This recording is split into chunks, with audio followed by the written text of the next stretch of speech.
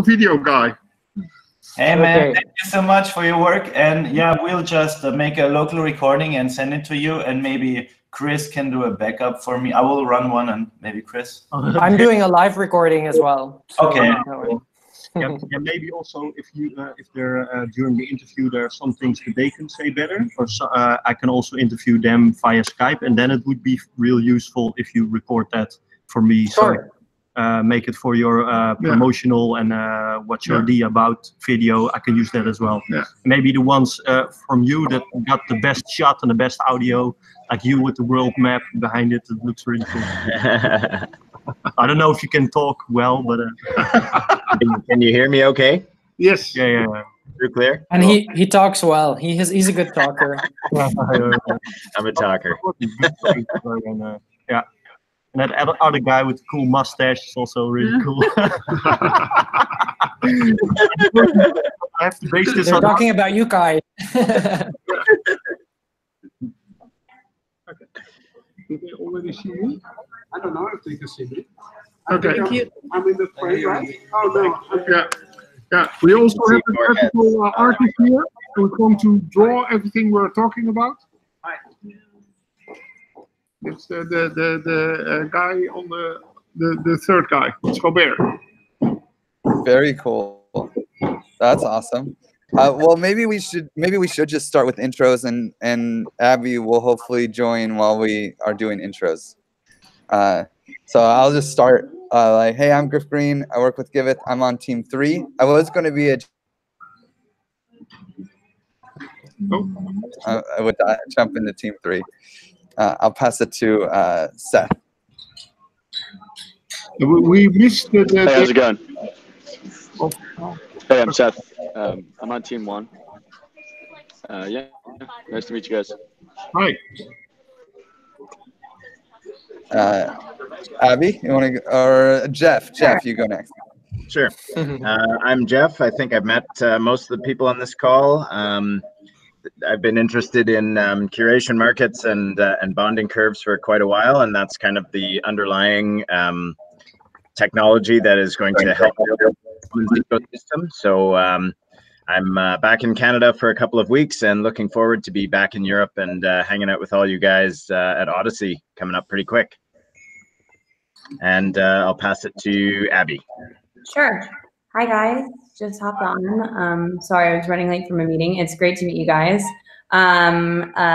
Just working on Team 1 specifically right now, but also helping the greater Odyssey teams craft a greater narrative together since we have so many awesome people and are trying to build so many awesome things. So kind of, helping drive the overall product vision of the teams while being kind of like the product lead for Team 1. Okay. Yeah, and I can go. So I'm Chris. So I help with communications for Giveth. So Giveth, like the overarching connection between us, and so that's also where I want to help by helping like drafting that story together with Abby. And I hope to also be a Jedi at Odyssey to help our 4 to 5 teams that we currently have, and of course also be there for other teams that need any help. And I give it a try.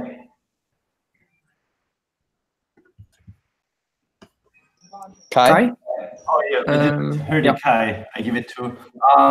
So yeah, I was a bit distracted by setting up the recording. It looks fine. My name is Kai. I'm working with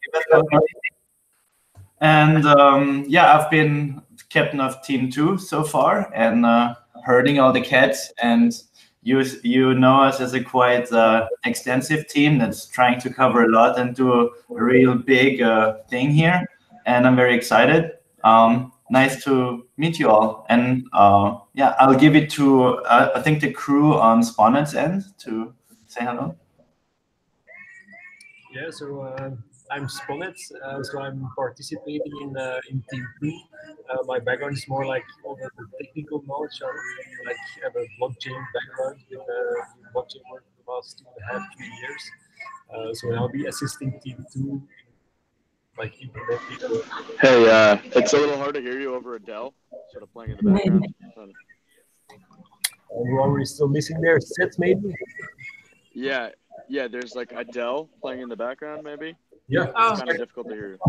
Yeah.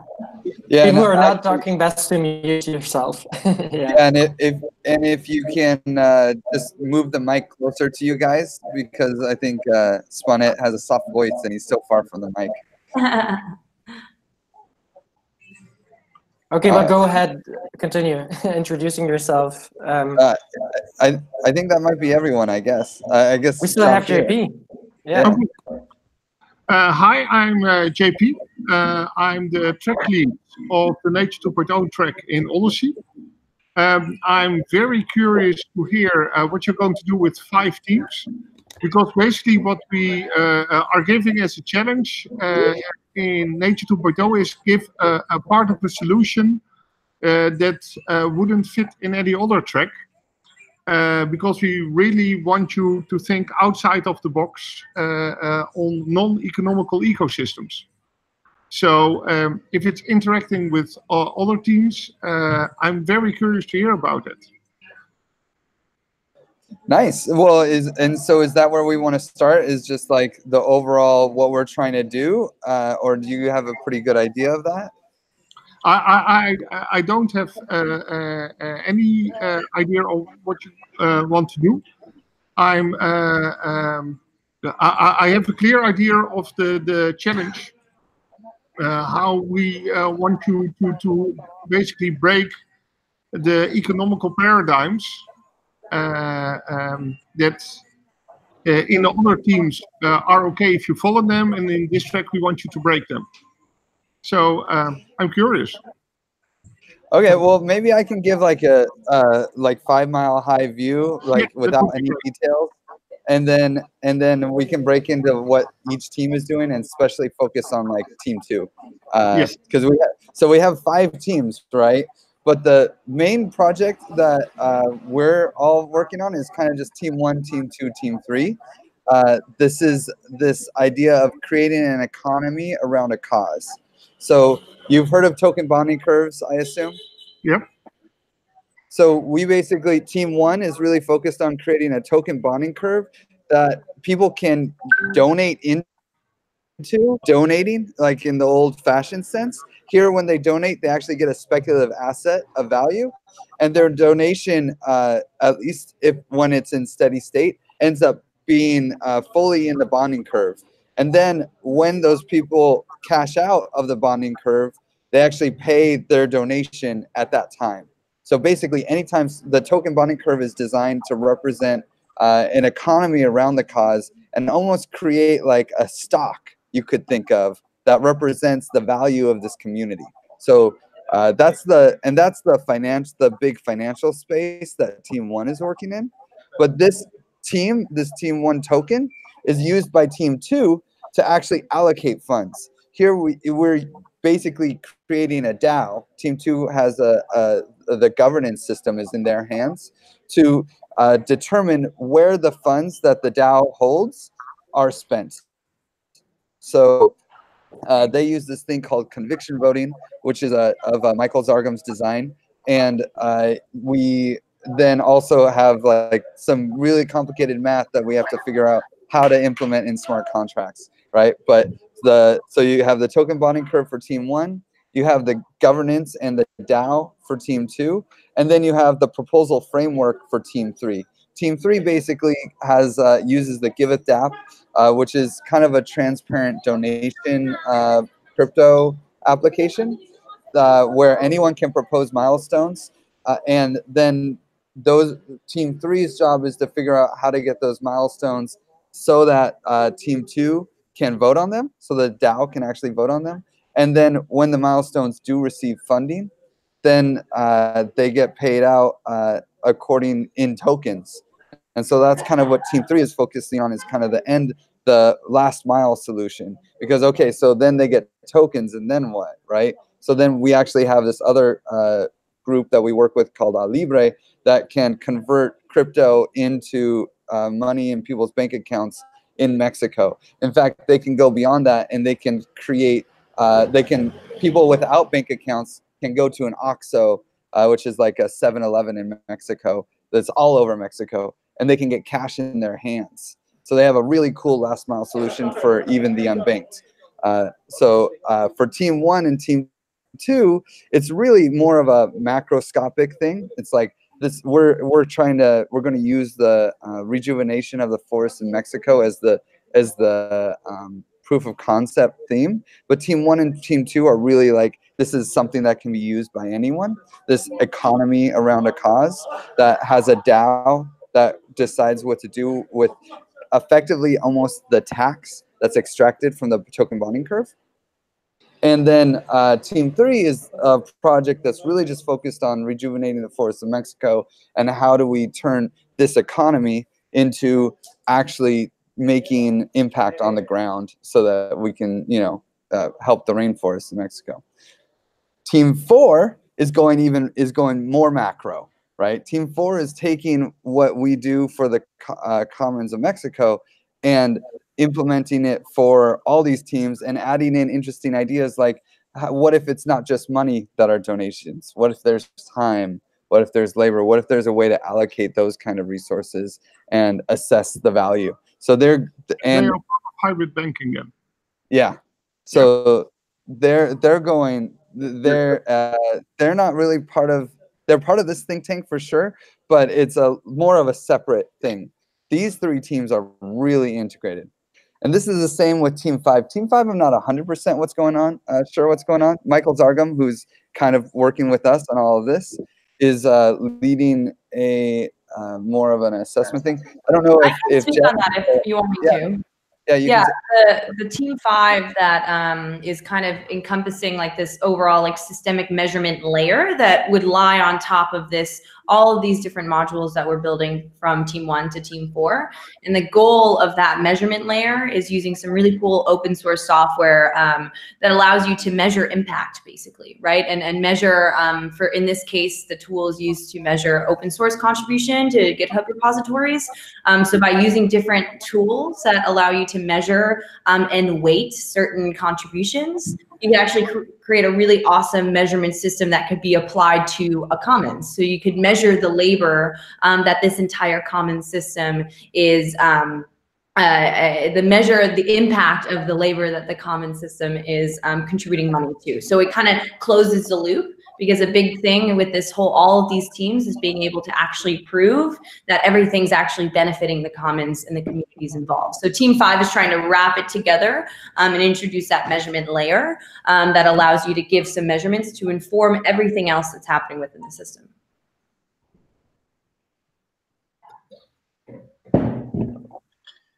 Cool. Do you have any questions, JP, on that?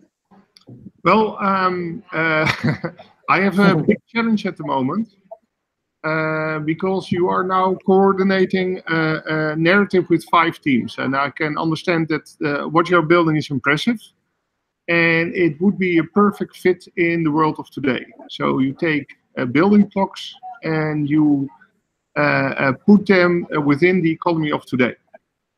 The challenge that we propose in Nature 2.0 is breaking the rules of the economy of today. So if I would ask you, and what I normally do in this kind of settings is to try to push the teams beyond the boundaries, help them to reshape their thinking. Then I have the problem that what Team 2 would do would not fit what the other teams are doing. And I understand that you get enthusiastic by working with all the 5 teams together.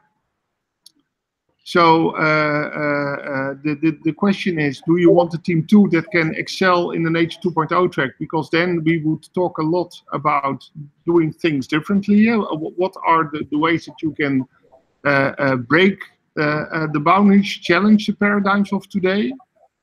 And then Team 2 would have a chance to be one of the winners.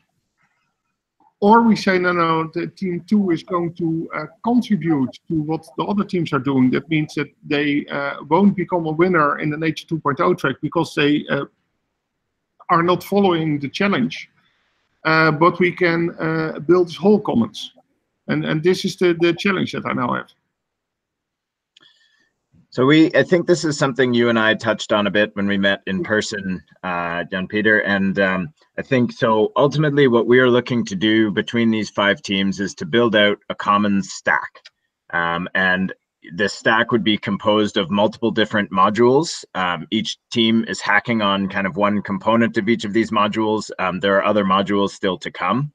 The module that is specific to Nature 2.0 is the biomimetic conviction voting or momentum voting, which kind of draws on how information flows occur in nature, and trying to replicate those between agents to produce like emergent swarm behavior in economies. So this is where I agree, with the narrative of Nature 2.0 is a non-economic system. And whereas our narrative is more realigning economic systems so that we can produce socially beneficial behavior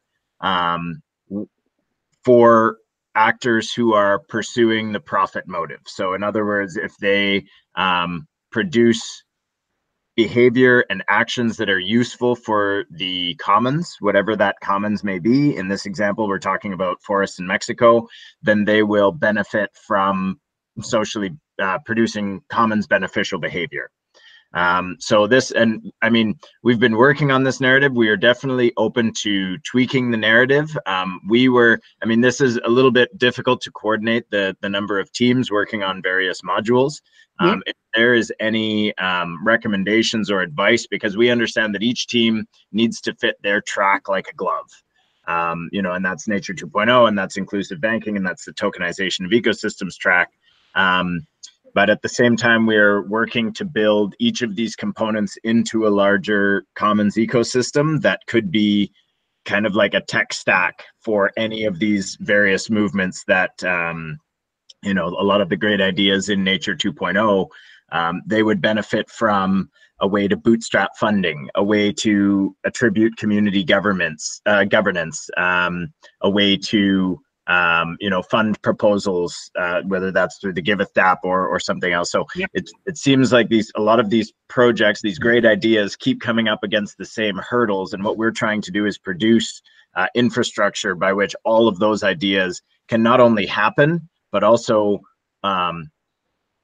emerge through interest and investment in those ideas. So the fact that they're being funded is also pushing them to the top of this kind of like list of commons, and the ones that have the most value are the most valuable, and investing in social benefit rather than corporate profits.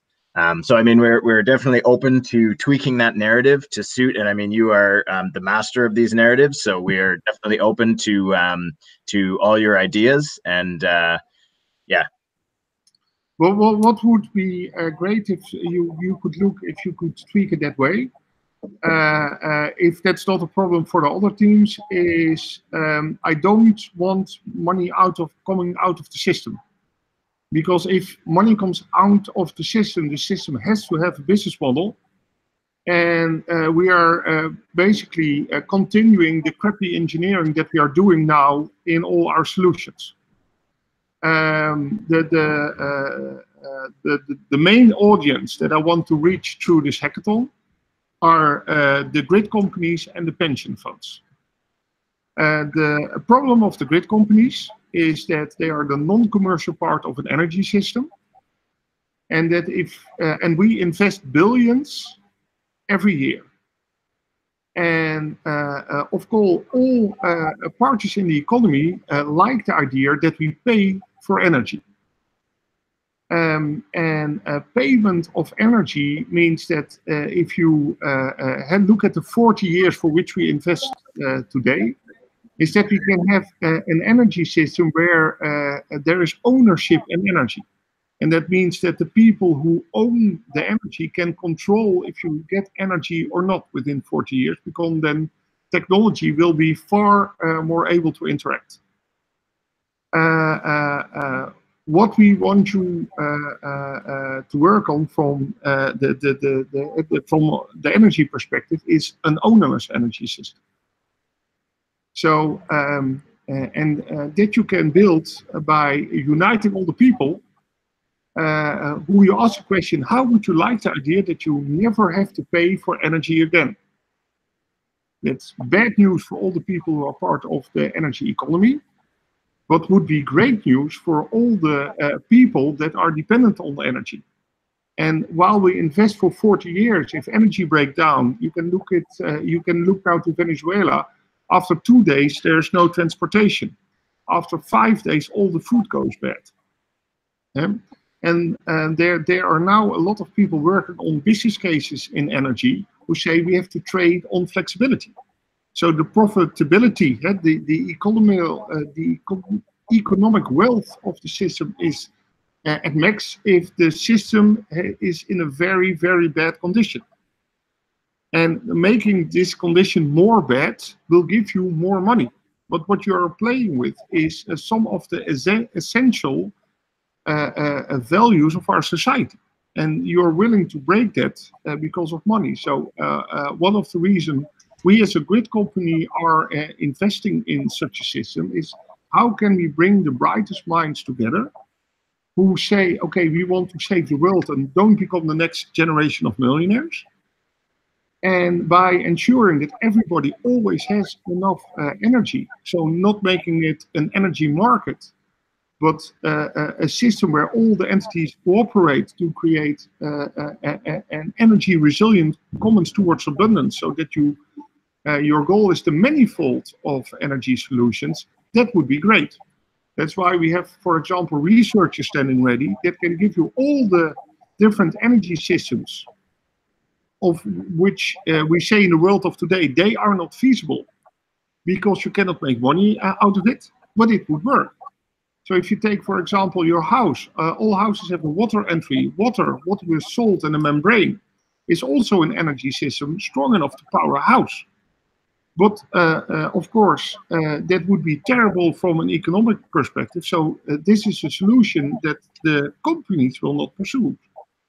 But I think we have a whole new generation of people who are purpose-driven, who say, okay, we can make a bit of more money and destroy the world, or see that this is the world we are going to live in and grow old in and our children are going to work in. And what if we defy this economical belief and defy the urge to make money?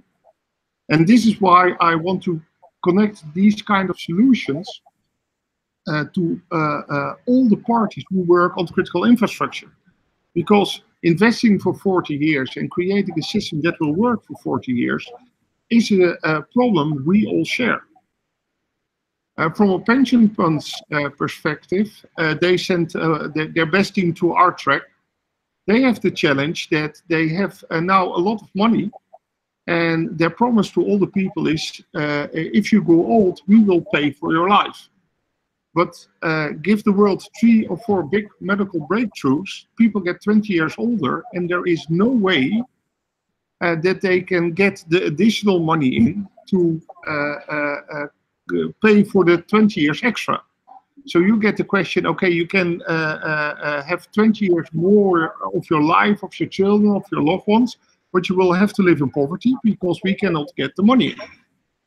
They have 1,000 times the investment power that we have, and they also have then this big problem. For them, having solutions where people don't have to pay for energy, don't have to pay for food, don't have to pay for housing, would of course be great. Because that's for them, they are the biggest investors of the world. And they can create those kind of ecosystems. So it's aligning with the people who have basically big problems for them waiting in the future, but those problems are not seen in society of today. And what we are doing is creating research entities who start working on this unbelievable research questions. How can we ensure that everybody has food, housing, energy, enough to live on? And that's breaking the economical paradigms where we have this created obsolescence, which drives economies, but ensures that we create waste and take use of it so that we keep the economy running. If I can jump in there, I think those goals will be achieved. In all the research and reading I've done, I think those goals will be achieved most effectively through commonization. If we had a global food commons, a global housing commons, a global energy commons, a global healthcare commons, getting from here to there, we have to get through the looking glass. This is a little bit of a tricky part because we need investment, we need funding to make this research, to make these things happen. I don't think it's a straight shot from here to there. I think we need to build these protocols. We need to build these services. We will disrupt, we will bring down the subscription cost. I have a feeling these commons will all be subscription services. If you want to subscribe to your healthcare commons, your transport commons, and your food commons, then you will receive all of those services. And as these protocols become more effective, efficient, global, they will reduce to near zero cost, and we will have abundance in all of those commons. I don't think it's a one design and we're there. I think we need to iterate on this. I think we need to do this properly. Some of the very interesting parts that we're working on with Michael Zargum is at the core, these commons are based on conservation principles.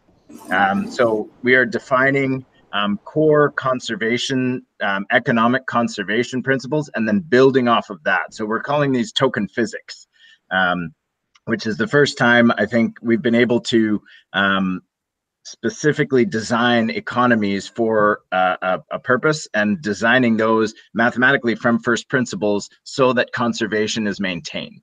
So this means that there is no venture scale returns. This is not going to be appealing to traditional investors because they're not going to make millions. This isn't about making millions. This is about building sustainable ecosystems for the participants, for the people that are involved.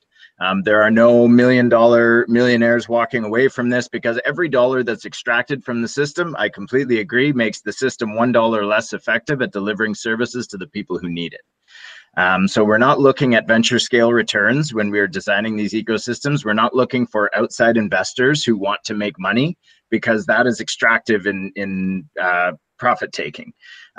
We do believe that people within these commons will need to extract value, because at this point, they do still need to pay for energy bills. They do still need to pay for food. We have not moved into this ecosystem of abundance, but that is essentially what we are building. But until we have this system of zero, subscription cost for all of these commons, we will understand that people who are planting trees in the Mexican rainforest will need to withdraw some of those tokens to pay for dinner. However, we have designed the mechanism by which money comes out of the commons. When money is taken out of the commons, there is a transaction fee. So, and that feeds the commons. So if you are taking money out of the rainforest commons and you need to go buy dinner, that's fine, but there's a 2% tax that goes into funding rainforest projects. So if pump and dump or speculative behavior happens, which, I mean, we can't really stop considering this is a permissionless system, but we are maximizing the utility of that behavior by adding in that friction. If we're designing these sort of as physical systems, we're adding in that friction as an input to the system. So each time someone takes money out of the commons, you're paying the commons a little bit for the luxury of doing that. You're saying, okay, I'll take out 98 cents, but here's 2 cents for the commons. Do good work, because I'm also a member and I want this commons to do good work.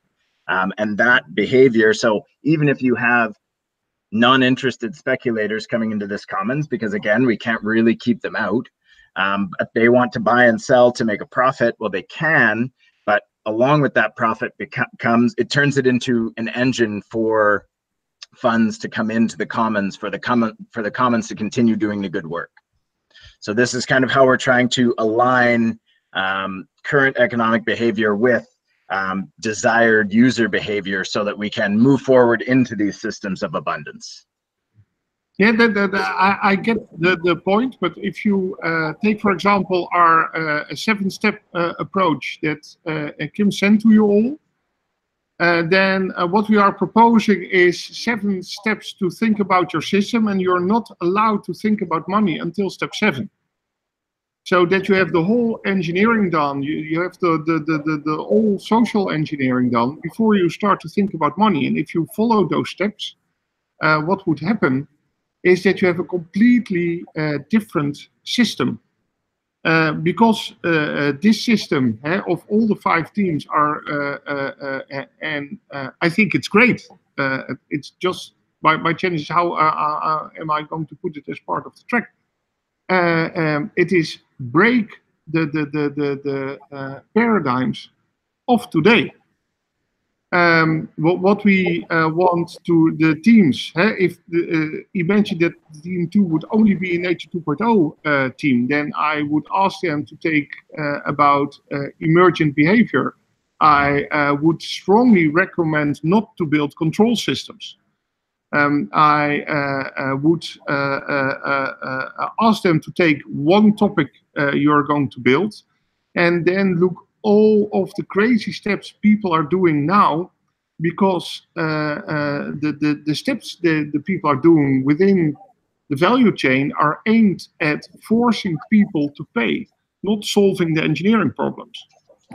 And hey, JP, yeah, sorry, I have a question here. What we could maybe do, because we do believe that we are aligned, that we're, like Jeff explained, that we're really trying to break the economic system, and it's definitely not about the economy. Or it's an alternative, it's a commons that we're building. So I was just wondering, would it make sense if we really try to write it down, like these 7 steps, and indeed only in step 7 start talking about the economic outcome, so that you can see if that vision aligns with what you want to do in Nature 2.0? Yeah, that would be great. It'd also be great for the storytelling, because to be clear, I love to have give it within my track. I love the fact that you're breaking the hackathon by working with 5 teams together, so showing what commonization is. If I would be a super accelerator, I know which team I would choose, which 5 teams I would choose. So I love what you're doing. I have the challenge in how can I put it into my track? I can maybe help you there a little, because there's one thing we always talk about, these the big thing, what are we doing with 5 teams, how are we changing the commons really, but Team 2 has a very specific and narrow focus, which deals with how do we actually align all the people around the commons, how can we because the traditional problems, the tragedy of the commons issues are mostly around problems with allocation, problems with organization, problem with how can these commons govern themselves. And so the mandate of Team 2 is to, through like this first thing of conviction or momentum voting, which resembles more the way nature is signaling. If you have, for example, we looked at this. We always have this thing where we look at how do nutrients flow in a forest. I mean, Jeff is great at explaining that thing. Maybe you can latch onto me in a bit. So we try to get these by using a really biomimetic approach. We try to model those systems into the nature uses as as transaction flows and smart contracts on a blockchain. So we can actually leverage those different voting and signaling schemes to have a new way to really coordinate around these commons, because we have basically all the same issues are always the same. We can only control them now through a government body that's centralized and lacks in coordination and monitoring capabilities, because they have to come up with such a heavy thing. And we want to give it back to the people inside the comments that have through leveraging technology the possibility to, you know, be inward and outward facing. It can be a small community, it can be medium, can be big, it can be global, or small communities can connect. And I'm really stoked about like working in nature too, and expanding from this small idea to whatever we can reach within the scope of the hackathon. But, yeah. Well, what would be cool, and maybe that's a challenge you can work on, is what if the Team 2 has 2 stories? So one is the story where they fit in all the 5 teams. And the second story is they are building this ecosystem for people who are intrinsically motivated to change the world. So they are not going to work for money, they're going to work on intrinsic motivation. That is exactly what we want to do. Intrinsic motivation is not scarce, it works as friendship. This is important. This means that you still have to have a mechanism to discover the best idea. A kind of wisdom of the crowd system. This is probably what you're working on. Then in the narrative of Team 2, the money can come from investors. That's a way to connect. But it can also come from all the people who think that having healthy food for all the people of the world is a great idea, and they want to crowdsource that. Or for the critical energy infrastructures, who say we want to find a way that energy is free and abundant. This will help us in our research, so we want to participate in that. So it can be the input from the investors, or it can be those people who are passionate about saving the world from their own perspective or as an entity. That means the outcome will be that you are working on open source solutions. And where if it's an investor, the solution has to make money in a way, but if the model of Team 2 is used to build a system, it's always open source, eGPL, ownerless, and then does it have to be GPL? You can, sorry? Sorry, one of those questions that comes up to me is GPL the appropriate license, given that it's less permissive than MIT? Well, what we are all GPL. Yeah. Well, it's irrelevant. Sorry.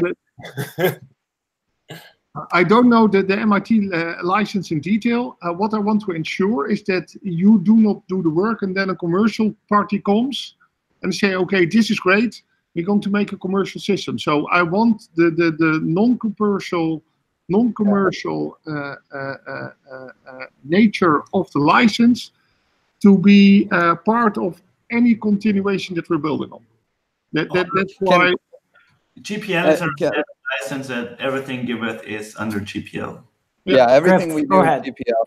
But I really want to try this another pitch for you, like a way to revise the pitch, because what I think we're building is really like the unimaginable, you know, like really rethinking, changing the way people think about donations specifically. Because I know that money is kind of this weird thing, you know, that we don't want to really inject into it, into Nature 2.0 track. But it's really tough because we are really rethinking building the unimaginable. What if you could donate to an altruistic cause, like providing power to everyone for free in a community without a government taking taxes, without a actual company or any kind of legal structures at all, but actually do it in a crowdsourced way, where the people who donate have a potential to actually make a profit. And this, I know that the profit piece is weird, but the part that's unimaginable is exactly that you can donate to a cause and actually make a profit. And it's not investing. The room I want to create for the people who take this tough task is that if you take away the profit perspective, you get a whole new solution room. There are a lot of technology, and people have worked on technologies that are not feasible if you want to make a profit, but are very able to solve the problem. Well, that's exactly it. We're saying that you can build those things that don't usually make a profit, that can't make a profit by nature, you know, in the current ecosystem, and actually saying, yes, you can. Like we're taking all of those altruistic causes and saying, actually, you can. I mean, the dream is that instead of people speculating on Google and Amazon, you're speculating on a community that's trying to save the rainforest. And you know, speculators that don't even care about the causes can come in here and start speculating on, oh, I'm going to sell my Save the Rainforest coin because, well, you know, it seems overpriced right now. I'm going to protect the African elephant because they seem underbought. Instead of one of the elements we want people to work on is if nobody makes a profit, the total solution is cheaper. If nobody makes a profit, you can use completely different mechanisms that you can't use if there has to be a profit. I think we need to redefine profit here. We're talking, I think, profit, not economic extractionary profit. Profit is a surplus. Profit is abundance. Profits from these systems. Ideally, if we can build commons ecosystems where you can profit with money, you will be putting that profit into another cause that is important to you. Profit is just a surplus that is produced by a certain commons that can be moved into another commons until we achieve this actualization level of abundance where all of these subscriptions are provided by the profits from these commons. This is the ultimate idea. The idea is not extractionary monetary profit.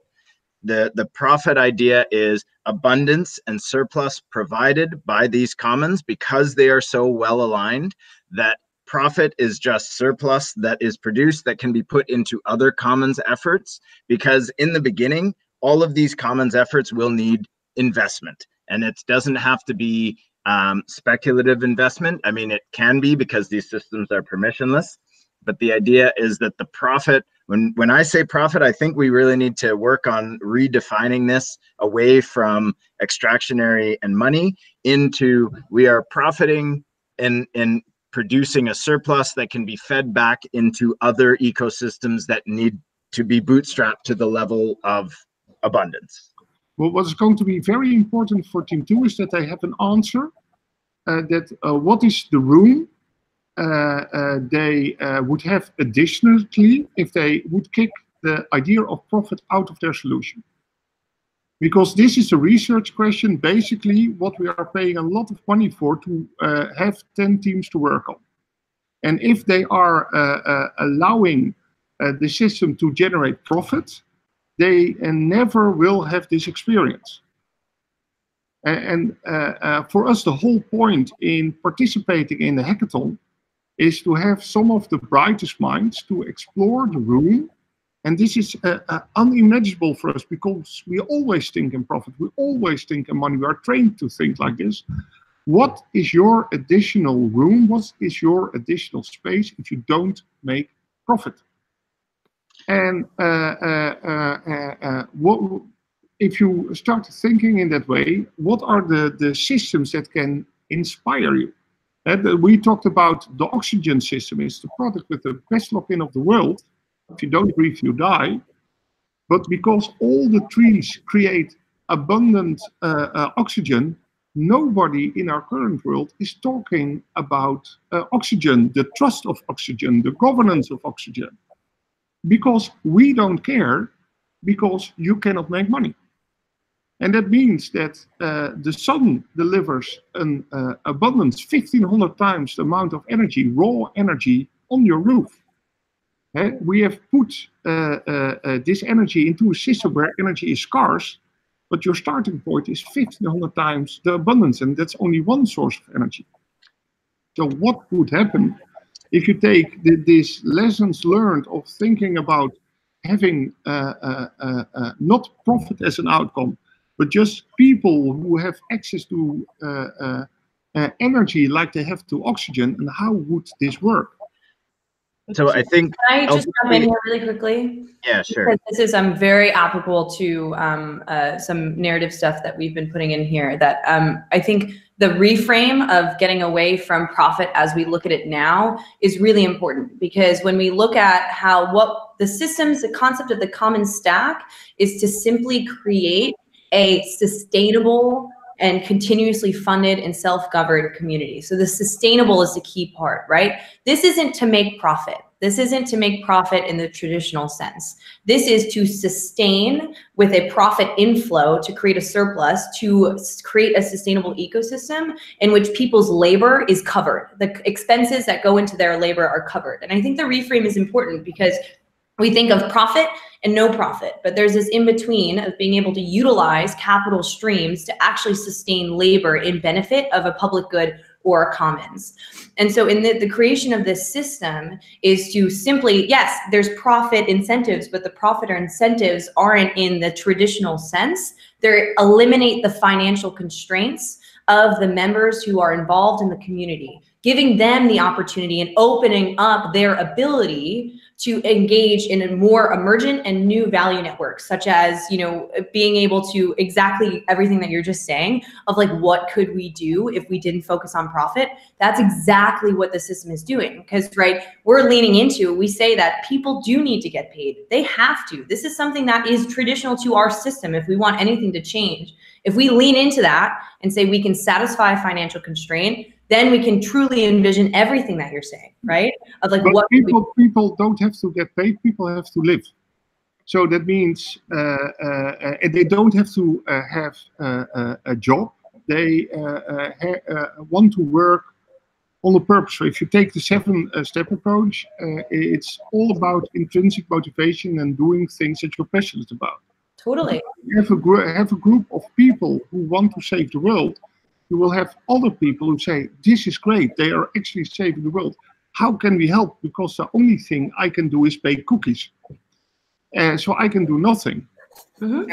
This is not true, because people who program normally love cookies. So it is reframing a lot of those ideas. But I sometimes use the example of religion to help people understand what economy is actually like. It's a thing we decided on, to coin the remembrance of the things we do not like to do. This is money. This is what were you forced to do. And it is great because it helps to structure our society, but it is not a necessity. It's just a thing we used to.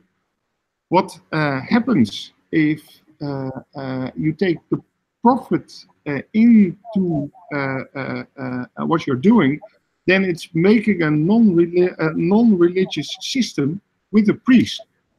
So, of course, you can have the idea, I'm doing something different, but you're not tapping into the opportunities that you would have if you have no priest on board, if you start rethinking how it could work. Totally. No, I think everything that you're saying is really true, but I think that there is a sense of money as we look at it now is constrained by certain sets of processes, right? And expectations and belief systems, right? Money is just a structure.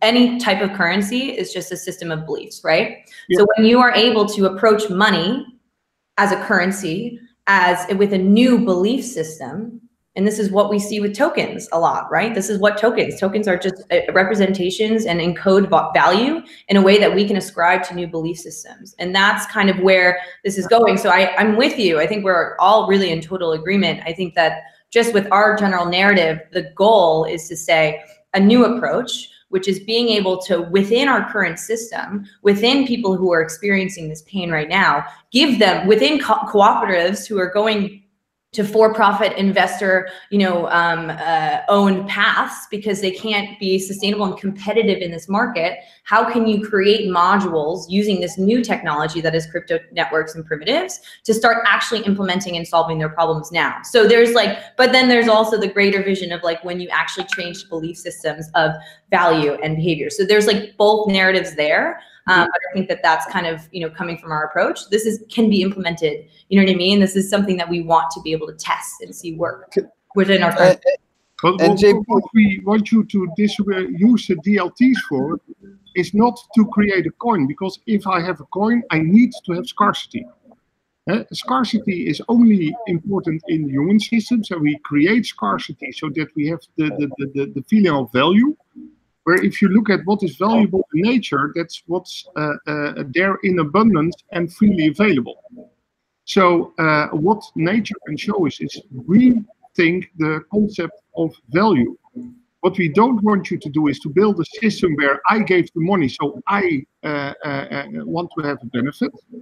It's I gave money because I really want something to happen and that is beneficial for all, not the people who gave the money. That means could we rethink the base right now? It's a currency, the baseline currency that's being passed out. If we called it kilowatts and we were and we used the decision making process. Sunlight. Or sunlight. If you can call it sunlight, because then there is 6,500 times too much of it, and it will never have any value. If you system can operate on that, and I'm not only this stuff on you, I'm this stuff on all the teams, because now you are forced to leave the economic rules you normally use behind you. So one of the pieces that's tough is that we're building a decision-making process, right? So having the best idea is always a great thing to have. That's why I propose, okay, if you can create a thing where you have the wisdom of the crowd, this is great, because if you have a lot of people who are motivated to break the dominance of the 5 big companies who now decide everything that happens in food, and that we start building healthy food that doesn't make us sick, that doesn't make... there are a lot of people who want that to happen, and they don't want to be the investors of the new food companies. They just want to have healthy food. They don't care about who owns it. And how great would it be if nobody owns it? And this is, of course, the nightmare for every investor, but that nobody owns it. Because then it could be there to sustain. And the things we think are okay that nobody owns it are the things that, like the oxygen system, that nobody can make money of. But then, and that's what we normally ask the teams in Nature 2.0, create a system where nobody can make money of. And then you will find that you need, I sometimes say 100,000 people to build the system, and they have to be believers. For the rest of the 7 billion people, the system works in a way they are trained to like, because it's so much cheaper than what they are paying today.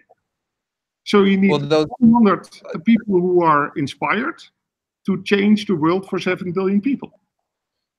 So with those 1,000 people, they need decision-making processes, right? Like, because we could just focus on the DAO governance model that we use, and we could just give each one of those 1,000 people one token, right? And we could use our same governance model to decide where to allocate the shared resource. The thing is, making you don't need to make allocations over a non-scarce resource, right? Like sunlight is abundant for all, so you don't necessarily need a decision-making process about how to obtain sunlight. But that's why in the world of today we are changing to friendship, which could be abundant to all, to people who are in business relations, because then I have something to tinker. And the question is this the way we want the world to evolve? So, if I want to create new ecosystems, one of the magic is the digital realm, because if I build a solution within the digital realm, it's built on one place, but it's automatically everywhere. What we normally do in our thinking is we create markets around it and we make profits. But if you work on the digital realm, it's automatically everywhere. So it is already fit for the world of abundance. What we want you to think about is how would machines interact with machines, because machines will follow your narrative. It can be the economy of growth, but it can be any other narrative you as a team or as a group of teams decide could operate on. And then, of course, the machines need information, because the machines are dumb. You're going to create emergent intelligence around the machines. What we are looking for there is, okay, how can you give the machines different stories and tell them via distributed ledger technologies, so that the machines can check if the stories are consistent. So if the stories are consistent, the machines know that they can operate on them. If the stories are non-consistent, then there is either something that happened that they do not understand, or there's a failure in measurement. And then you can create machines and AIs around it. That's normally the path where we push the teams. But that means getting away from control systems, killing everything in your system that's scarce. So if it's a coin based on scarcity, then that is not the case. It's just working on these systems of abundance that are there. So talking around the point of the larger narrative, or are we breaking this down into teams? Because to me, Team 2 seems very much a decision-weighting process. And that's all it's around, really. And you can use that in any way, shape, or form of, like, the machines are trying to create an agreement. Well, it's the same thing as human agents trying to make an agreement. Yeah. The decision process, we feed it in inputs and they could take the outputs.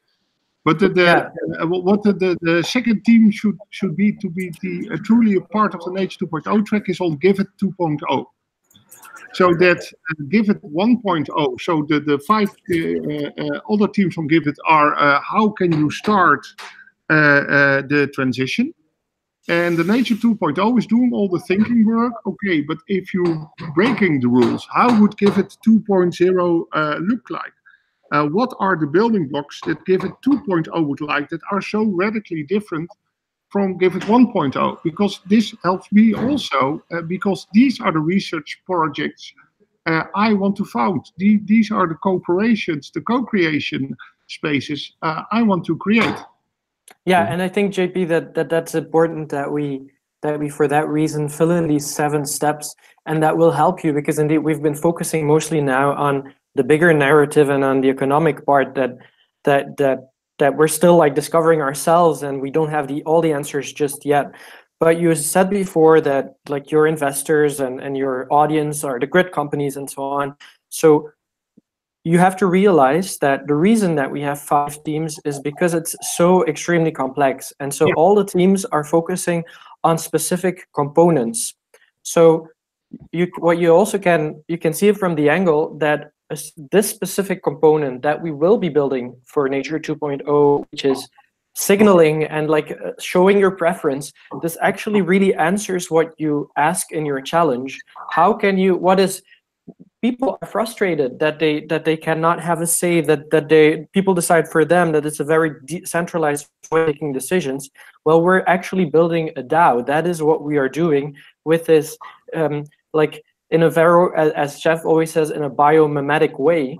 You signal what you prefer, what needs to be done by the commons. And that is this component is what we are building in the Nature 2.0 track.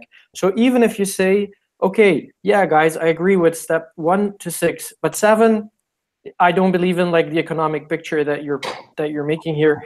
You could still say, well, okay, we're just gonna take this component and we're gonna run with it. It's all open source, it's all free, so it can be interesting for you. Yeah, I'm really curious on what you see the abundant, like if the underlying thing is sunlight, what decisions do people need to make around sunlight or free electricity? The electricity is free. And this is actually a research project we're working on. That if you see the complex systems of today, they are made around making money. So if you look at the energy system, then the sun already distributes energy in abundance. And we created a system underneath that that only can operate because of two reasons. People pay for units of energy, and we have a lot of parties who are in there for the money to create this whole complex system. What if you change the rules of the system? So what if people do not pay for units of energy, but they pay for the disturbance they bring to the system? So if you operate your house on this 1500 times abundance of energy, then of course energy is free. But as soon as you force the system to transport, to convert, to produce or to store energy, then you have to pay. By changing these rules that the people do not have to pay for the units of energy, all the people now have the same problem.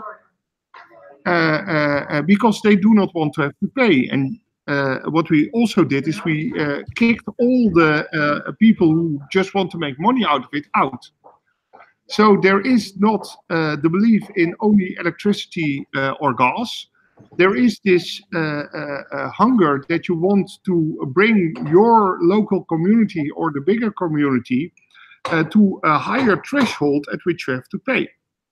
So if you then have the water, the salt and the membranes in your house, then your system has a higher moment at which you have to pay, because you can solve part of the problem yourself.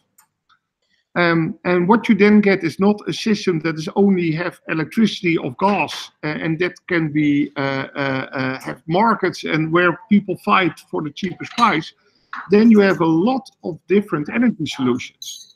And then the moment that we have self-driving cars who all have energy bellies, start driving around, will be magical. The MIT is working on the energy tree, where they have a solar leaf where they take sunlight in and with a bit of water or CO2 create hydrogen or methanol. And that's just a tree that can be there like the other trees, but those trees are producing usable energy. If you have self-driving cars that are owned by nobody, they can take this energy up and start driving around, because they are not owned by anybody. They will follow your narrative, and the whole system is, okay, I now have 23 forms of energy that are available in the system. How can I keep the highest grade of resilience? So this is actually, you touched on a really important point there, and I think that is exactly what we are building through these token bonding curves, where we can program in basically, long term, you will pay for any overages. The commons will decide what reasonable, amount of food, amount of energy, amount of water is, and if you want to use more, it will just be more expensive. Now, this is so you pay for overage. You don't pay for energy use. You pay for whatever is over the allocation of what is a reasonable amount within this commons. And I mean, this is obviously what I think what he's saying is not paying for overages, paying for slow down. Like if you get in the way of the abundance, right? Yeah, right. You're not right. You're not paying for. You're basically working on making the system more resilient. Right. And not economical sound, because nobody cares about economical sound if they have access to all the energy. But because it is so important to not make it a control system, because then you have this people who say you use too much, and that is why you have to pay. Where if you take oxygen, you can breathe with the double the speed, triple the speed. Nobody cares. You can take more sunlight. Nobody cares, because it's free and abundant. So this is.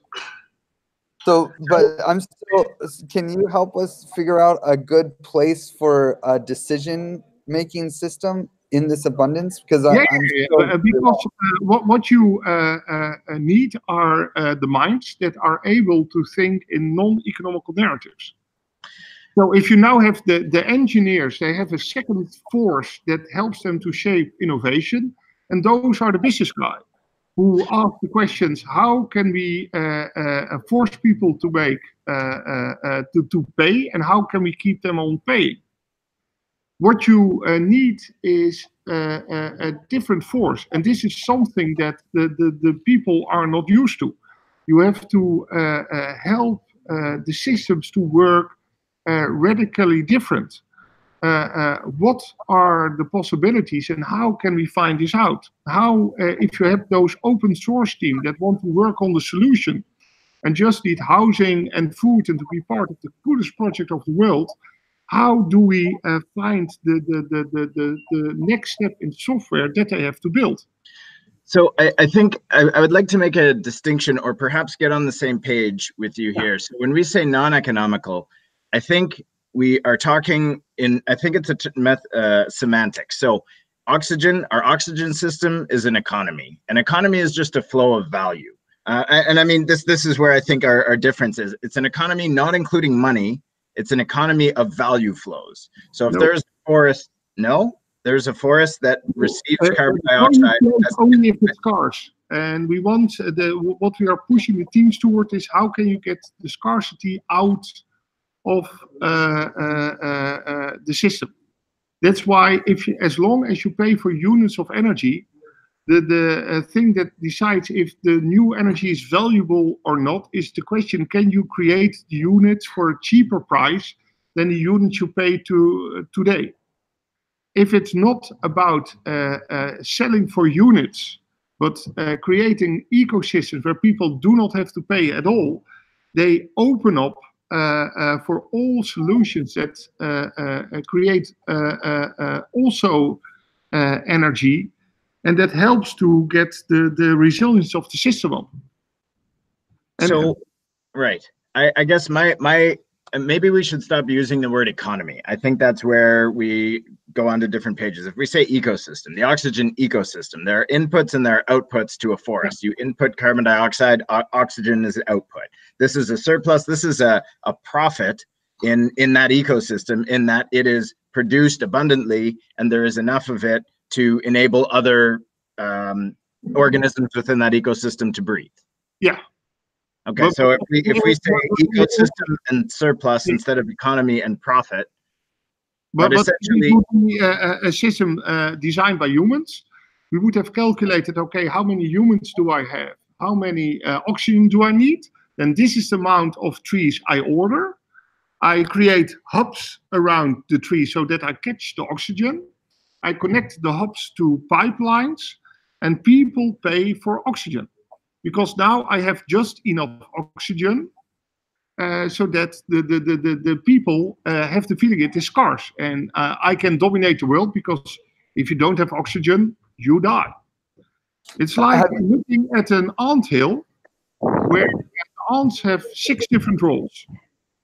And the nice thing is the ant is not that intelligent, but he looks at what is needed in the system. And if he doesn't meet somebody who protects or who feeds it within the 2 minutes, he changes his role. This is a system that's more resilient than our systems. But if McKinsey would be coming and he would be looking at the ants, he would say, I can fire 70% of all ants because they are not contributing to the economic value. They are just there for the resilience of the system. So what we asked the teams of Nature 2.0 is to create a system where there are so many solutions that you bypass the moment that there is one fixed solution that would be able to solve the problem. Because if you take one element out, then there is again too little. But how you create an abundance of solutions. And then the nice thing is of the digital realm is that if somebody somewhere on the earth builds such a solution, the digital twin part, it's already available to all the other places on the earth. And this is one of the big promises for me of the digital realm. So you just need an API to create the physical solution also in your part of the world. And if this physical solution helps you to not pay for energy or to create more food or to find other ways of housing, of course, a lot of people will love it. They will not do it because they are a business, but because we are opening up an entry ticket to a new way of life. So let me throw something by. Let's say that we just start with a baseline assumption. There is a farm in every square, I don't know, half a kilometer that it just exists, right? And we just start with this idea, right? Would that be a fair assumption to start with? If we like, well, what we have, for example, we have people working on a protein for the world, and they are their starting point was a farm of what's called insects, and they're now reshaping their ideas of you can create insects everywhere, but you have machines interacting with machines to create those insects. What kind of digital information, digital interaction I need everywhere on the planet, so that those machines interacting with machines could grow those insects. So you need some form of decision making in the end, or you need some form of signaling the states of all those machines, the states of humans. That's the interesting thing, right? We're dealing with a smart contract platform. So who's on the other end? A proposal can be made by a machine. A vote can be delegated by a machine if it's given the right to, or like but you know, we all make rules around how we deal with the comments. We have two types of comments. There are those that are abundant and are abundant now. There are comments that we can have made abundant but are not. And there are some that are scarce because they are just scarce. Like, for example, landmass is a thing where you know, there's like this fixed set and it's very large, but it will be not, if we don't solve like the problem to hopping to other planets, we will just have this one ocean and this one landmass, for example. Yeah.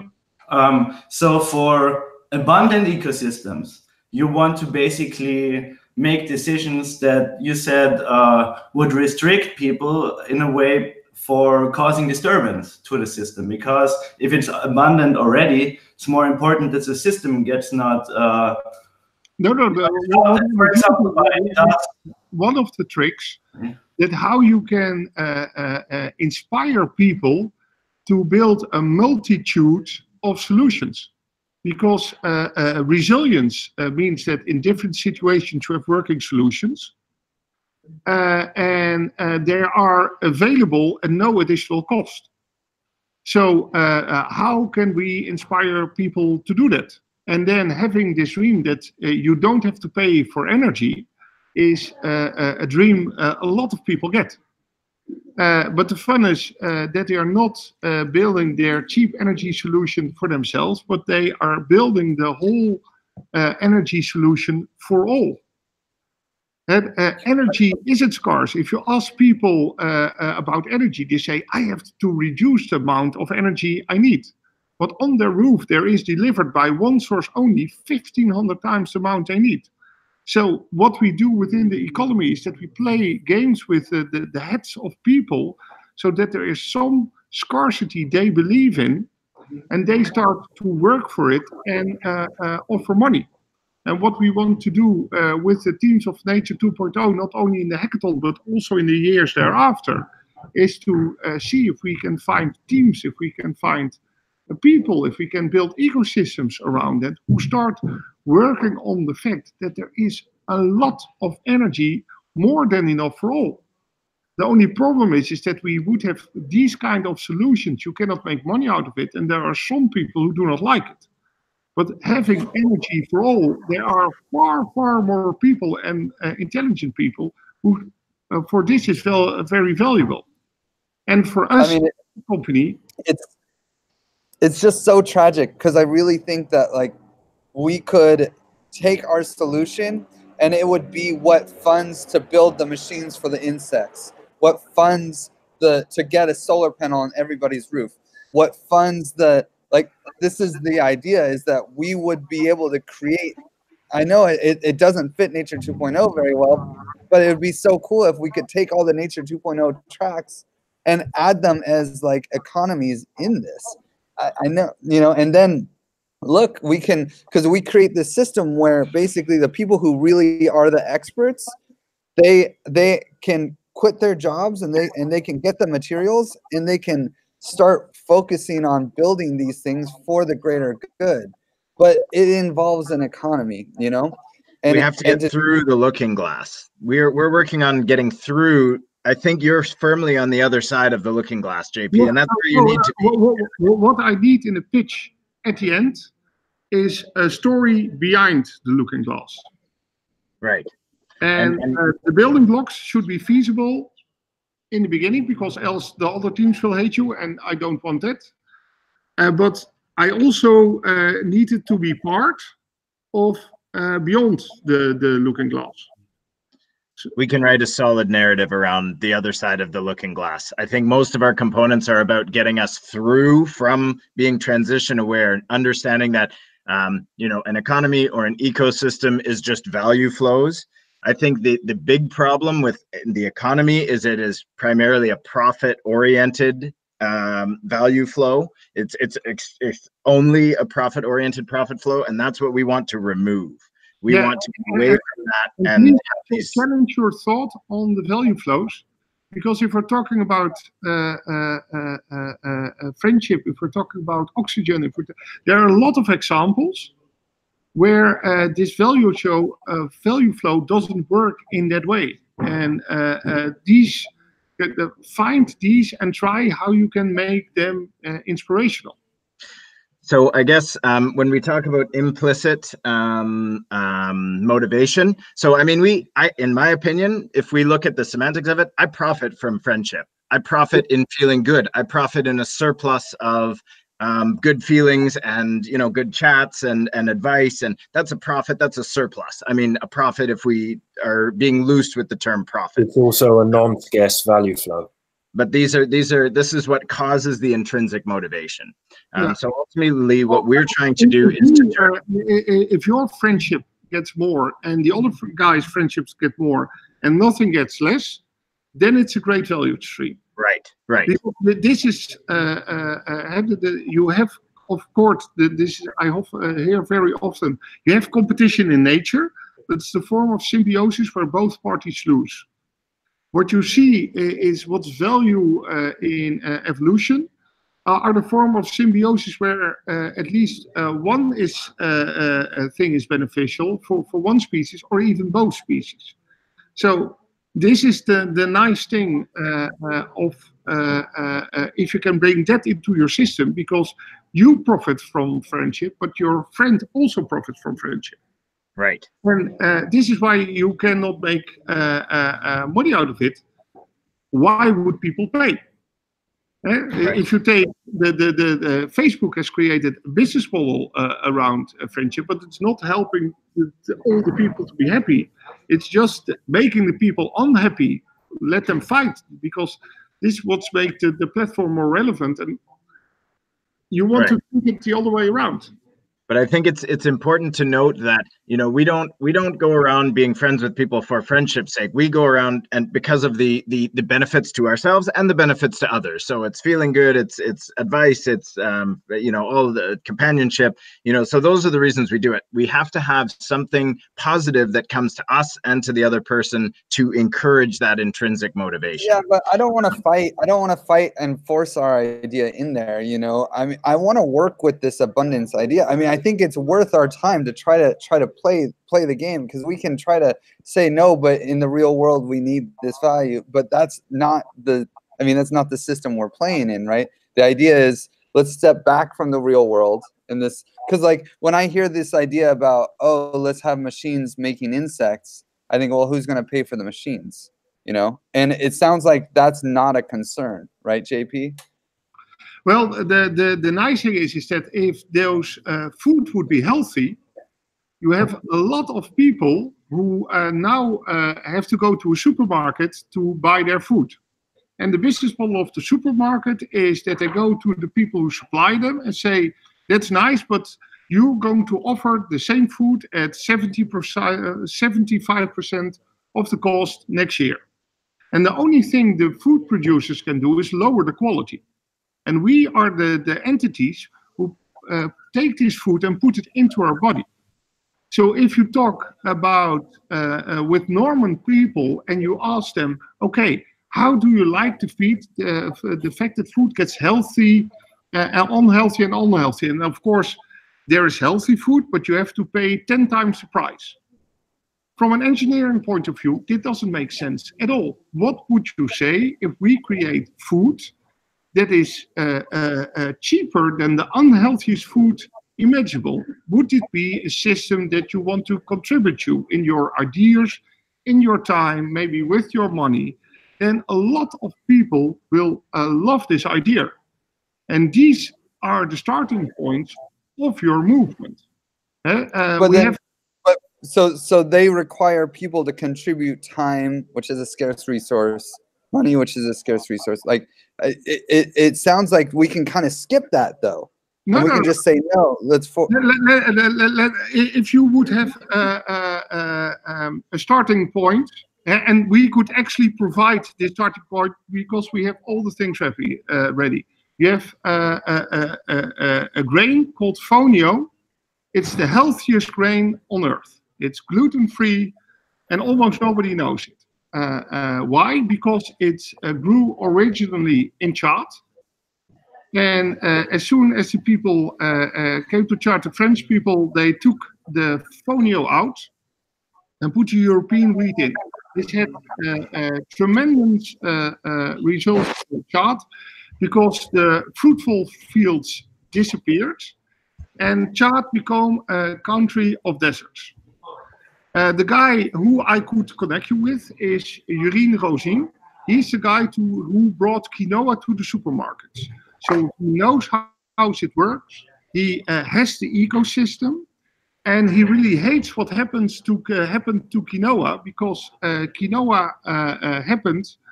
All the people in Europe loved it, but all the quinoa is now going to Europe, and the people who are dependent on quinoa now cannot exit.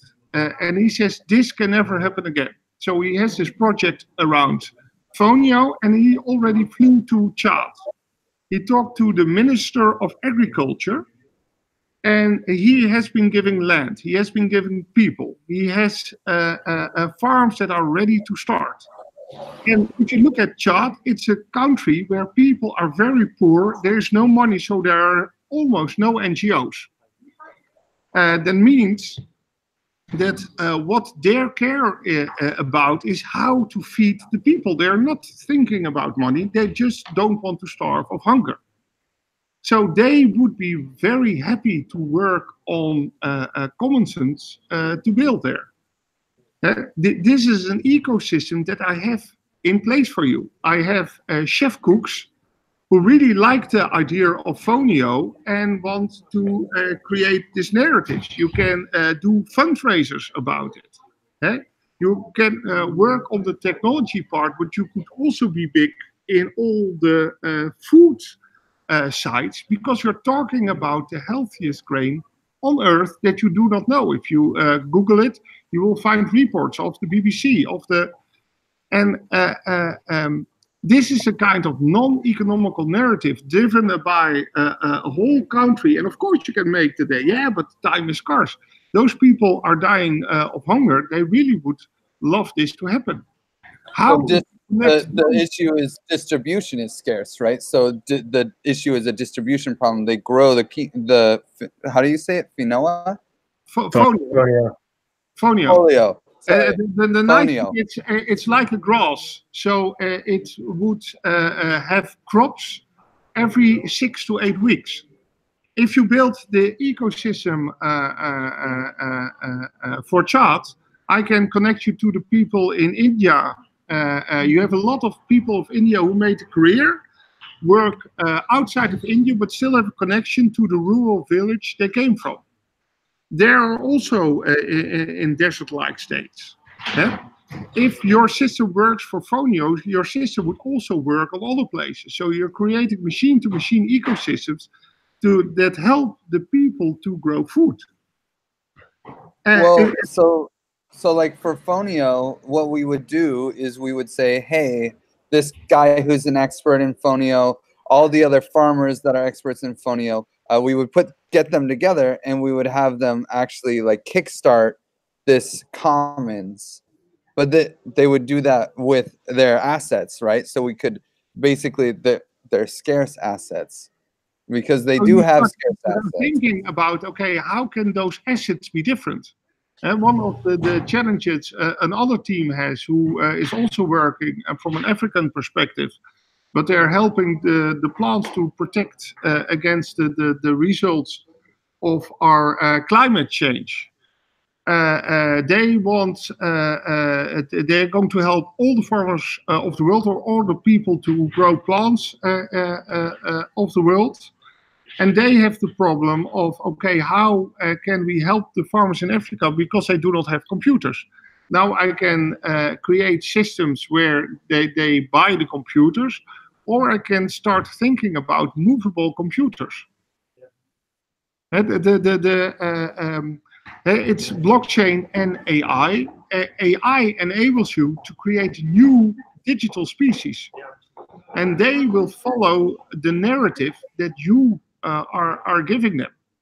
If the AI service is live and in the world, it's like having a feature on which you can act on. And then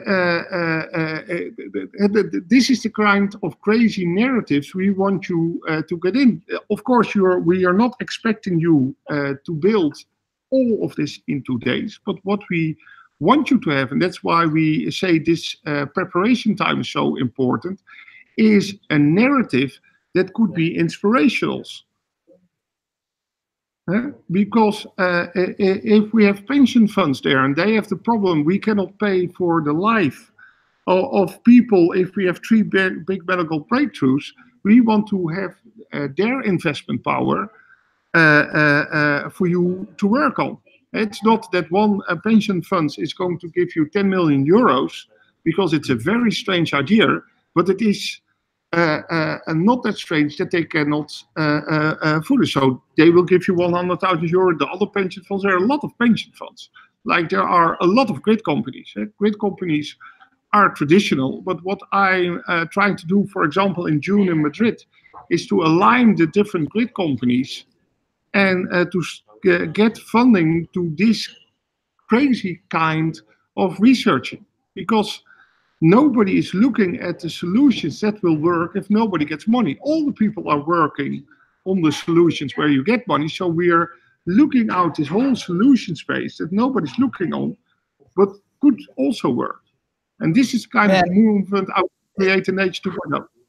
Oh, it just hurts so much, JP. It hurts so much, because it's like, that's what our system does. That's exactly what our system does. It allows anyone to propose an idea which supports the commons, even though that idea isn't profitable in itself. Who support those ideas, actually, if the commons itself solves the problem, or is working towards solving the problem in a beneficial way, then the people who support the commons do make a profit. And that's what hurts so much. It's like everything you're saying, I'm like, oh my God, we're perfect for this, except there's like this rule that it can't be about money, right? And that's the piece where it's like, yeah, but that's how we fix the system, is that we use their like bullshit, use the system, and trick them into actually finding the value that is being created by destroying the economy, right? By creating the abundance. In your pitch is to give me at least 3 examples of things that are now possible because you're not making profit, and wouldn't be possible if you make profit. Because that shows me that you have an understanding of the new opportunities. So what you're doing now, and I can imagine it because this is your baby, is explaining to me how this is exactly the solution. And we say we are the toughest track because we want to take you out of your comfort zone by passing by the solution that you already found. So we want you to work really hard and to think about, okay, but if we do it like this, this is also possible if there's no need for profit, but this could never be possible if there's a need for profit. So wait, if we can say, hey, we can destroy, we can get rid of hunger in Chad, right? Which there's no profit in right now. There's no profit there. If we build a system that does this with Fonio, and which I would love to get, we would love to get connected to the Fonio guys. That would be amazing, because I believe we can build a system for them. And if we can do that for reforesting, rejuvenating the forests of Mexico, which there is no profit in, right? There's no profit in solving that problem. Yeah. And if we can do that for ending homelessness in Barcelona, right, which there's no profit in right now. Yeah. If we can do that, it would fit the Nature 2.0 track. If you can do it in a way where people pay less for food than they do now, where people pay less for housing than they do now. So, I would rather they pay nothing for food, and people, the end user pays nothing for electricity. So I'm now talking about the transition phase. Because if you start designing solutions that do not have profit, you don't have to solve the problem of how are we going to get money for it. And not having to solve that problem makes the problem easier to solve. Well, actually, but that's the thing. We solve that problem. Yeah, but it's already done. I believe that it's done, and I believe there's an accelerator that gives you a lot of more solutions because you are showing to the world that the solutions designed today are crappy engineering. If you want to build a mobility service for the world, to take another famous example, then your starting point is the car. But if you look at the cars today, there are so many cars that we have parking problems. At peak, 60% of the cars, right? So you build. I want zip lines. I want zip lines, man. Rethink cars, because all the cars have predominantly spare parts that do not fit in other cars. And if you build in the mobility service of the world, they will. So you're rethinking cars, and you're rethinking them Lego style. Because then it's not for one purpose only. To sell the car, it has to be for one purpose only. And if you need another purpose, you have to buy another car. But if you're building the modules, you can make it in a completely different way. So if you take, for example, what the guys of the pension funds are working on, they say we like the ideas of birds building a nest. Because in our world, we have to produce waste. If you look at the story of stuff, then it shows in a very nice way how you need waste to grow the economy. But the bird that builds a birdhouse, it just goes around and takes some wood, and the wood is free and everywhere available. We humans, we buy stuff. And we buy a lot of stuff we do not need. So what would happen if the stuff that we buy has a chip in it? And if we don't move the stuff for a year, it becomes like the wood for the birds. So it becomes accessible to all the people. Now, if you look at the normal stuff, then it can be used for one purpose only. So this is a nice idea, but there's still no point until you start building all the stuff we have from Lego, because then after a year, you get a lot of Lego back that is now automatically for free. And by rethinking the shape of things, the modularity of things, the reusability of things, and putting that in an ecosystem, it's another trick, but it's another trick to have an abundance of resources in your system. And the bad thing is, if you take this system, this is a system that could work, but nobody could ever make a profit out of it. But it is helping the people who don't have to throw the waste away and creating building blocks. But now you have to rethink, okay, but what kind of modules would be great in the technology of today? We can connect you to the researchers that help you to think about, okay, what are the technologies in 10, 20, 30 years who could be really inspirational? And then you're sharing a story when you're pitching that Harry Potter is not about magic where you point your finger and something moves, but it is really cool engineering. And you are showing in your pitch how the engineers are going to create a world that's magical just by leaving away the economic narrative, because within the economic narrative, this can never happen because you need a system of power. And this is the kind of crazy that we want you to do in your narrative around Give It 2.0. I respectfully disagree with you there, that I don't think a well-designed and engineered economy needs to depend on a system of power. I think we are transmuting the old economic thinking into a new economic thinking, because an economy or an ecosystem is just a flow of values. And I mean, when we look at the ontology of that, whether that is a flow of carbon dioxide and oxygen, or that is a flow of money. I mean, ultimately, the issue with the system is when we prioritize profit and money.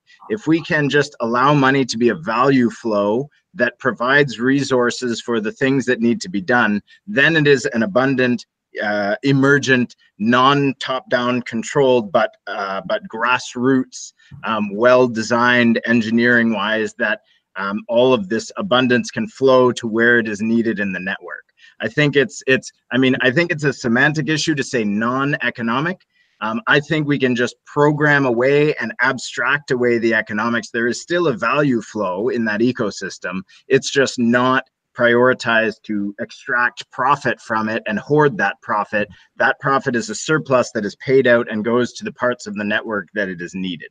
And I think that's... I would love to invite you to listen to Harari in his book Sapiens, where he tells about what was different first in humans and then in humans which were called sapiens. Because you have the systems of power, like the lions had millions of years to evolve. And they had this kind of, I do not care because I know I can operate the system. Then you had the scared monkeys, who, as humans, discovered that they can work in groups of 150s. But the really big change was sapiens, who can come up with big ideas that never are true, but people can follow them, and the people believe those ideas are true. And what we are now fighting about, or discussing about, or exploring, or any way you can talk about, is that which are the systems that are true. And if you follow Harari in this, and I really like his work, then none of the systems is true. That means that if none of the systems is true, we can find other ways. It's just creating a group of people who we give a new narrative that is also not true, but different from what it is. And this could really happen. And we are now living in the world that we have artificial intelligence. So we are now, for the first time, have the ability to create a second species that, like sapiens, is able to follow stories. And what I really want the teams to do is to take on the challenge of why is our story really crappy? And we all believe in it, we find it normal, but what is the crazy in the current story? And to find the room in what is absolutely ridiculous. Then you have a room to operate. And then the second step we ask you to do in the second step is, okay, now take all the scarcity out, now take all the competition out, and start working on cooperation. And this is what we have to believe, and the hope that this will help you to come to bypass the current belief system. But of course, if you are creating a system that has to work in the belief system of today, you have to follow the belief system of today. And what would be so cool, that's why a grid company who does electricity cables and gas pipes wants you to build on systems that could help the homeless in Barcelona and the forest in Mexico. It's not the story that if we all become altruistic, it goes differently, but to show to the world how the new critical infrastructures of the world could be tomorrow if they are not depending on money. Because we believe that there is an additional step beyond the great work that you are doing, that we really could help to align the different researchers to find universities that start to work on those crazy research questions. Hey, have you ever been to Burning Man? Not yet, but if this is an invitation, I will come. Oh, that's the spirit. It is, yeah. I actually run a camp of like 80 people, mostly blockchain nerds, and I've been about 9 times. And everything you're describing is like Burning Man. I mean, there's no money in Burning Man. It's just a culture of giving, right? And the thing is, digitalize Burning Man. Yeah, and I mean, you're talking to the right guy. Okay, this is like a mission. This is a mission of mine. It really is. Yeah. But we have a lot of people who believe that. How cool would it be if the research of traditional entities like grid companies would help to enable this? How great would it be if? I mean, Burning Man works with a culture of giving, right? And yeah. These are narrative. I feel like the real issue here is money is a cultural narrative, and to actually overcome that, we would have to impose a cultural narrative that changes the story of money, right? Have you ever seen the movie Dennis made over the last hackathon? He's an artist, and basically the story that he's telling is that to understand what happened to people, you have to understand the difference between intrinsic motivation and extrinsic motivation. And because 50,000 years ago, you had 2 people, and the one asked, "Would you please do this for me?"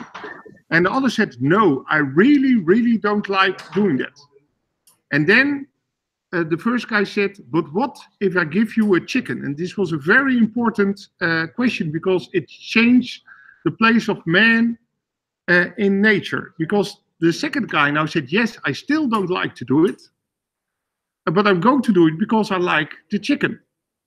And where all species in nature also do things they do not like, after that they forget about it. Where we coined the remembrance in doing things you do not like in this chicken, and we called it money.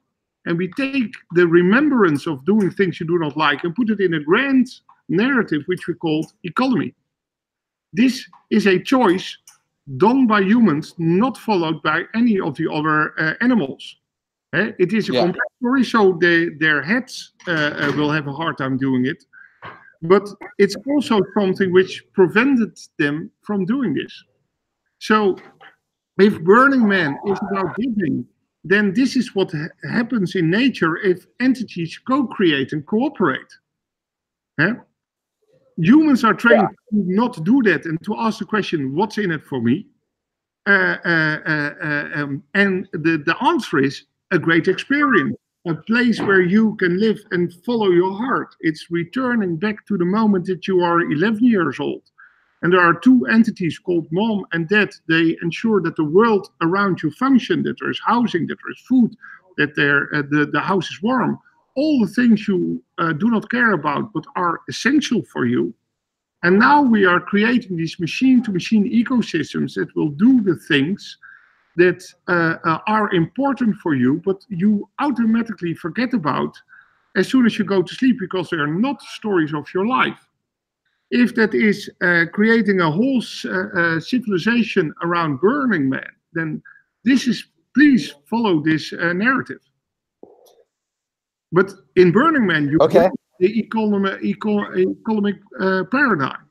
But Burning Man needs good ideas. Needs people to help to coordinate people. All the Burning Mans of the world can have AI services that ensure that Burning Man is not only a festival, but it is a moving city. A city without waste, the new way of living. And because in the old cities, every house, if you change anything, it becomes waste because they are part of the economy. If you start building the Burning Man houses, the moving cities, then everything can be reusable. And then we can go to all the big cities of the world and say, you're planning 20 years ahead. Forget about it, because 20 years in the future, Barcelona will be moving. We are showing it as with Burning Man as the new future of society, where the people have this energy of giving and live together, cohabitate. So we could start with a baseline of, we just assume there is a culture of giving. Like that would be an acceptable assumption where we start from. And enforce it. So if I take what I do in the energy example, is that I say nobody wants to pay for energy. And this energy I use to get the money to create this narrative of giving. If I say all the people hate that they are putting unhealthy food into their bodies, I'm creating a group of people who don't want to become the owners of the food companies, but really dislike the idea that the food of today makes them unhealthy.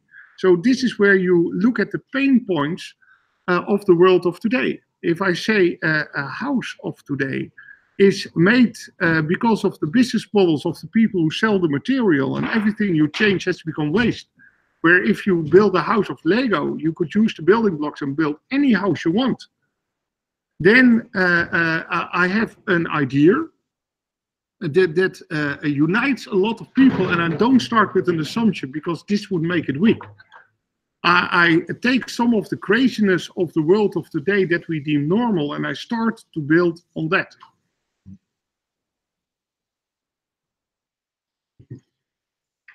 Yeah, maybe coming back to the narrative of the Nature 2.0 track, I think we are primarily focusing on the aspect of signaling. So people that are active in that ecosystem, that they can signal how they think the next step should be taken to go forward and to maybe. Like... So it could be that the only thing we're doing in this session is giving Griff and a few of his friends a very hard time, because we want to ask them to come up with a Burning Man narrative for whole of the world, and to basically give a TEDx talk or a TED talk on the stage there. And that from the solution part of your story, you already discovered that's 80% useful. But following the new big narrative, we will have new research questions, new building blocks. And this would be great, and would basically help us to create a movement around turning the world into Burning Man. Yeah. Yep. I think we're building. Yeah. Sorry. Go ahead. Like the economic aspect is of very little significance in the part of the preference signaling. I think it doesn't necessarily have to be like economically motivated to actually express what you think should be the next best step for that's what we call commons to go forward. And certainly I think there's an opportunity, if you look at AI, that we create a system that is very easy for both like humans but also AI systems to participate in voting into like what the best next step would be. I think the initial motivation for us to build this system was to avoid systems like plutocracy, where people that have the most economic value have the biggest say in what the next step should be. So our system was, or the research topic that we are doing with the signaling preference, is that we try to make it so that people who are intrinsically motivated to do the best for the system have the best chance at casting the best vote, and not the people that have the most economic value can cast the biggest vote for that. So I think that sort of fits, I think, the narrative. of the Nature 2.0 track, in the sense that it might be the easiest part, or has the best chance of fitting it, so that's like the economic aspect is really like the 7th point in the list, so that you can do the things like, okay, include every actor in that, like both the humans and the AI systems, maybe, or digital systems, or whatever it might be, a car that decides to put some vote towards something. But that, like I said, the economic aspect can be like number 7. So I think that we have a good chance at fitting the narrative that is required for the Nature 2.0 track into that signaling, and then maybe we have to push back a little bit on the economic intrinsities of that system. I fully agree. It's working on the grand narrative, because you will see that from a technological point of view, you are either completely there or 90% there. But it is the work of the people who work on the grand narrative, which then will find, okay, but those are different things. If you're building on the AI system of the world of tomorrow, it will have different rules. If you're working on the engineering of the world of tomorrow, it will work in a different way. And this you will notice first in the grand narrative. And this is great, because then we can use this grand narrative to co-create together and to create platforms around it. And then, of course, you can still continue the great work on what I now call the Give It 1.0 solution, but also start the research and the funding and the ideas for the Give It 2.0 solution. That's funny, because we use these terms as well, but slightly different. We're just putting it in our narrative. With your names.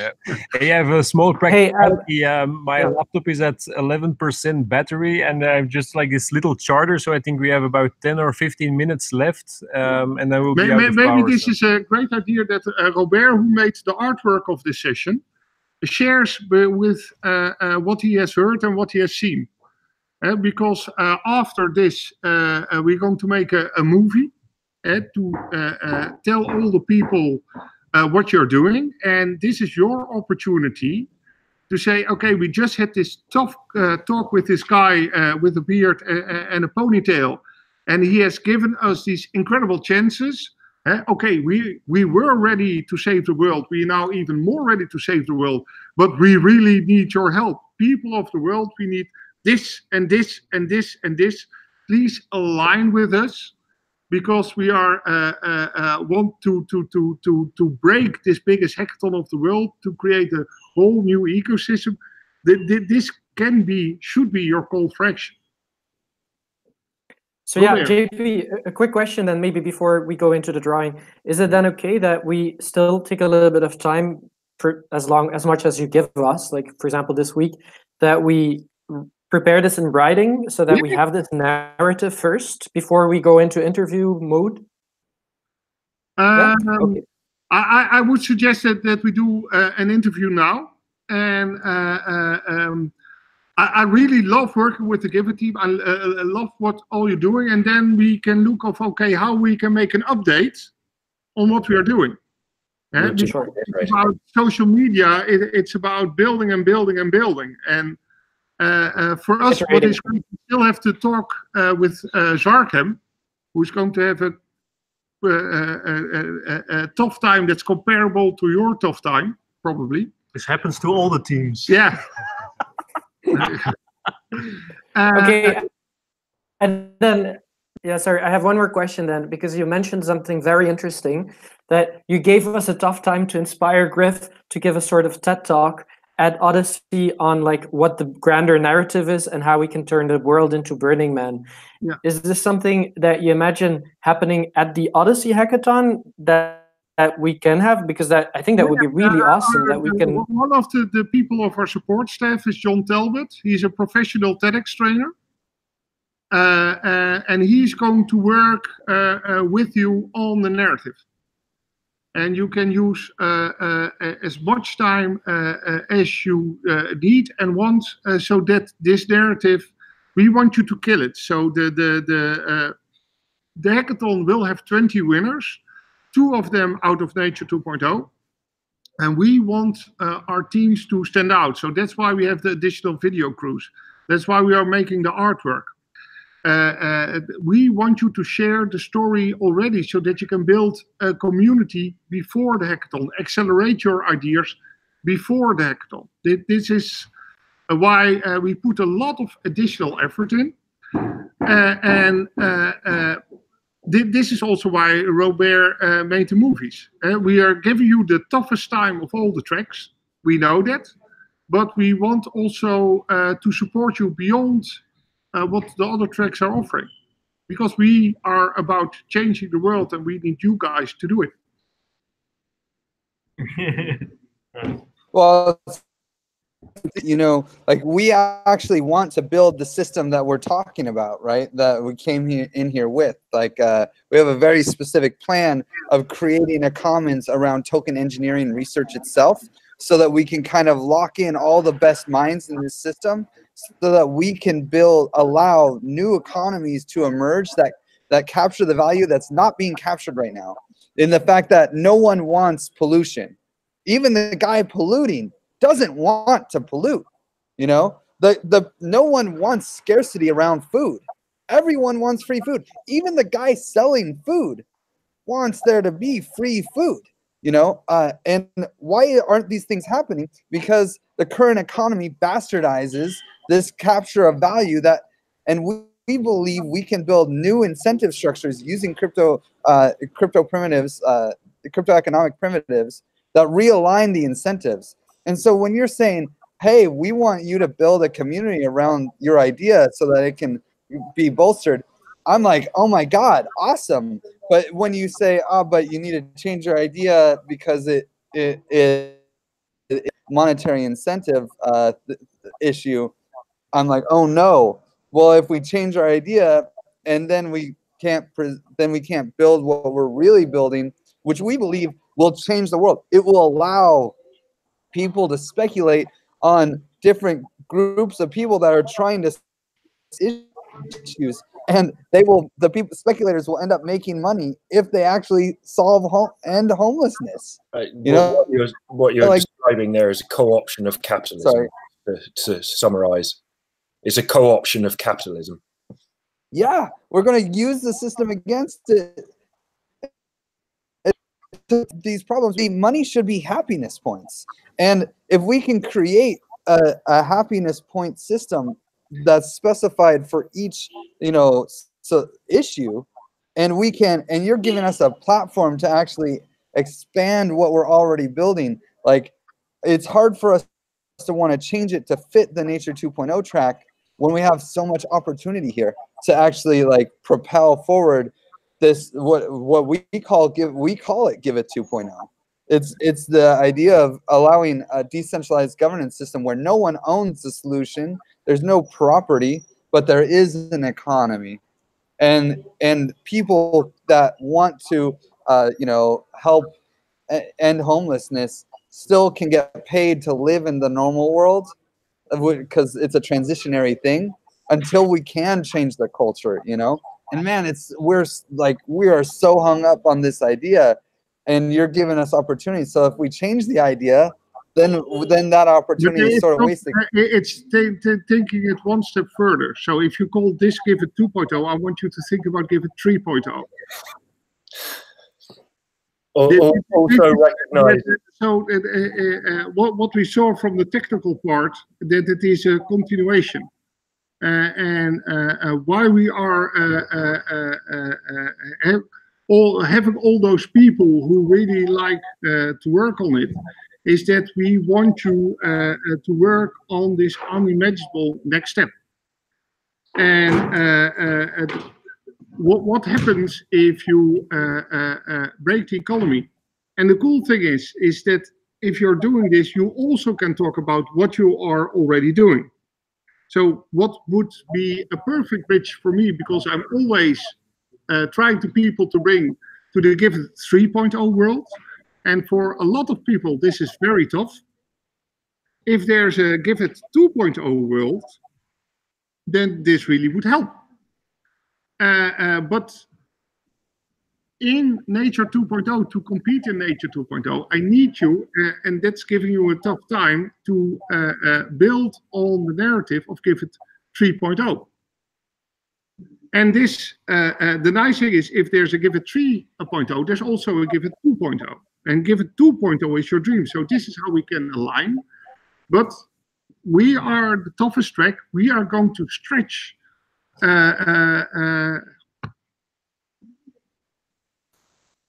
what you're doing.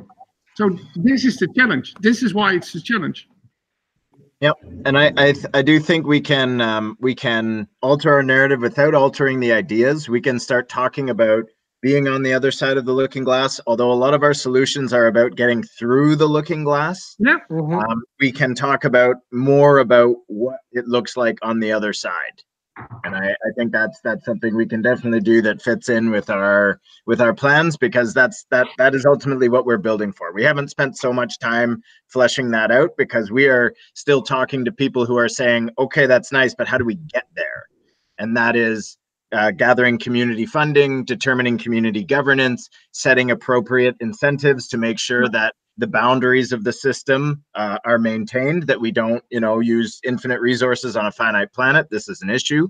But if we can use economy 2.0 by designing engineering economies to being sustainable, beneficial, and delivering resources where needed through emergent bottom-up control systems, through systems that enable the emergent behavior for value to flow where it's needed to, like they do in natural ecosystems, like the oxygen ecosystem with forests and animals and everything else. This is a bottom-up emergent system. And I think we can alter our narrative to talk more about what our end goal is on the other side of the looking glass, the Give It 3.0, and yet we're working on the Give It 2.0, which is getting us from our economies today to the economies of tomorrow. We can change the word. We don't have to call it economies, but I mean, an economy is a value. It's the thinking frame. So as soon as you notice that Give It 3.0 is not about economies anymore and it works differently, then you have the Give It community building Give It 2.0. And I would love to be a partner in research on Give It 3.0. And then we will do think back sessions if this Give It 2.0 is the most feasible way. And maybe we can do experiments of other ways of getting through the looking glass. Because if we are true, and this is where I think our work could be incredibly beneficial. And would bring those people who like to iterate on ideas and take one step further, who are the perfect builders and inspire people to the 2.0 work, and have the grand conceptual guys who most people say you are crazy, to do the backwards engineering and to come up with those unimaginable solutions that are already possible in the world of today. Battery-wise, how are we? We're probably short on time. We're at 6%, so okay. Let's do whatever we need to do to round up. Yeah. Yeah. So we're going to go to the drawings, right? Yes, a little bit. Yeah. Yeah. So just a quick recap. Is this showing okay on the monitor? Hold it steady, please. Hold it steady. So Teams. This is also partially for us, just to have a clear idea of what you are doing. So this is the 5 teams working together, and your common goal, your 5-mile view on building the common stack, and different roles for the different teams. This is the next step we talked about. This is the commons ecosystem. These are gorgeous, by the way. That's amazing.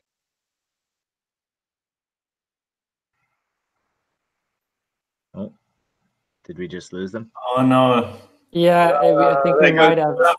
We went from 5 to 0%. What? That happens. Well, guys, what do you think here, man? Like, I'm really thinking that we stay with the plan and we just change the narrative, but keep the same work. There are so many narratives. Actually, this is really about nature too. Here, we should not forget that every track has different properties. Like some of the tracks are very much for what we put there. It's maybe more that for this track we really need to flesh it out more.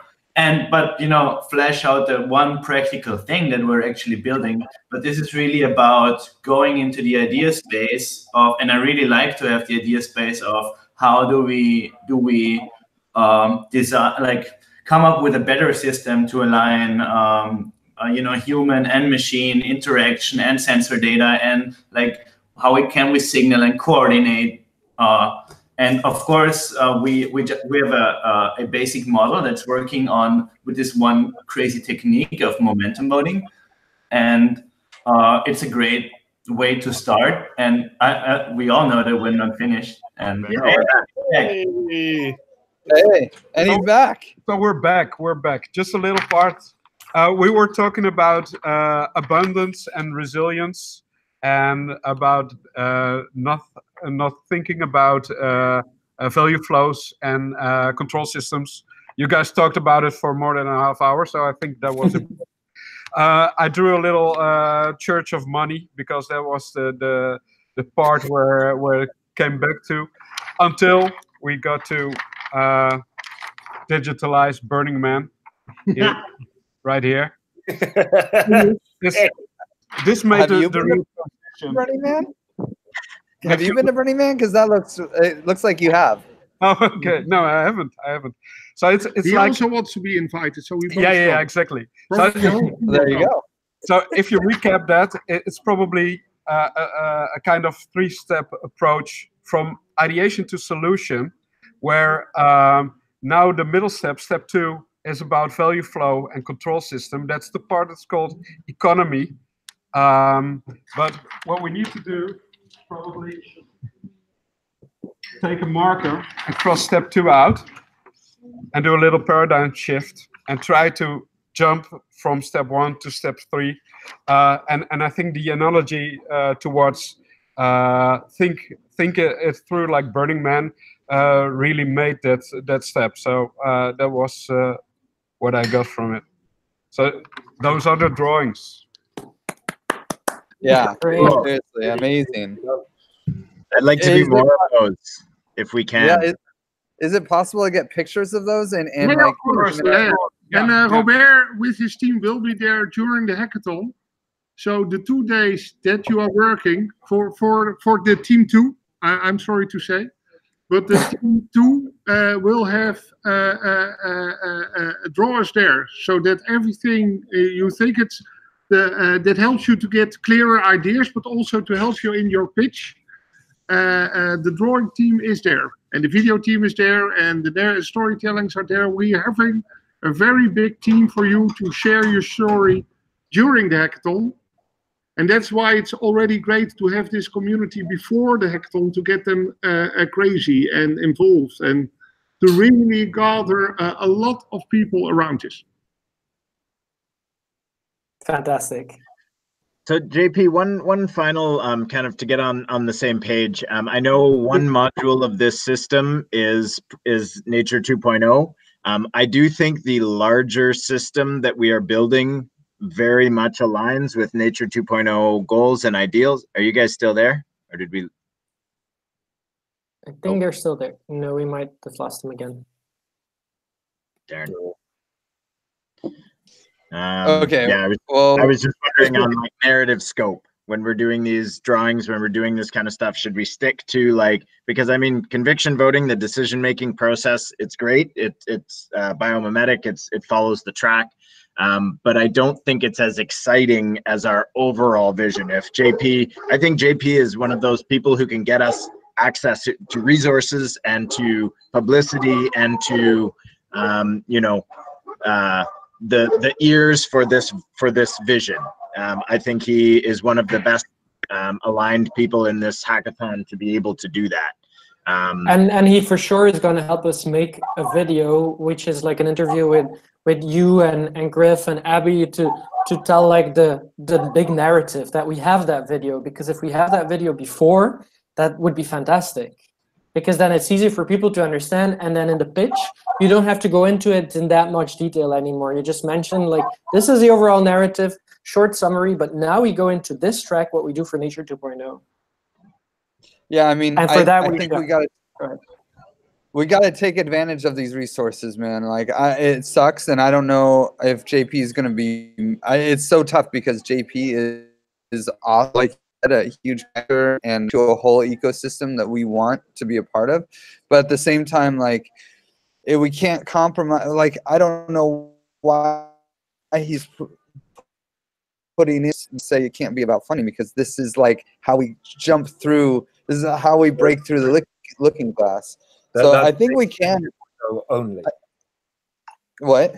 That's Nature 2.0 only, though, and he's talking for his track and his track sponsors at the minute. So, like, each track has a bunch, or has, you know, like, he's working for Anexus Net Beer, which is an energy company that is trying to reform itself. So so he was pushing back for that reason. That's the only reason he's pushing back. Is a different one to monetary economy, and he's got to sell that to them. He's got to work with permanent beta as well on a similar kind of thing. However, Team 1, tokenizing Odyssey, is Dutch chain, and there's a bunch of, you know, kind of stock type people behind it. So they're going to be all about the economy and not about decision flows, and you know. And so actually, Griff, that's what he told us as well when he was here, and he kind of said it now as well, like, we can use his video people for whatever. So if we let him know, like, hey, can we do an overall big narrative video, a separate one that is not for Nature 2.0, he will say yes. So we should do both. Mm-hmm. That's the thing. That's the super accelerator style stuff. That is like during and after the hackathon is when the bigger vision is supposed to surface to all these kind of ecosystem participants. But at the minute, they are very selfish agents. So each track is a selfish agent working for their own aims. So if we can fix their aims, but on our level, tie them up, not talk about the big picture economies and circular stuff like that. It's just decision flows for Nature 2.0, tokenizing anything for Odyssey. Team 4 is exchanging excess, you know, it's hybrid values because that's their track. And then we go, yeah, but we've got all these pieces on the meta level, which is what our larger Giveth 2.0, 3.0 narrative is. But at the minute, we want to make sure we don't get too focused on the meta. We have to continuously go between the granular track sponsor view and our larger meta view and tie them together continuously. Okay, so what I would say is that for today's interviews, we do focus mostly on what we know, because otherwise we'll get caught into doing stuff that we might change our minds on. You know, like, or that we don't have solid amongst Team 2.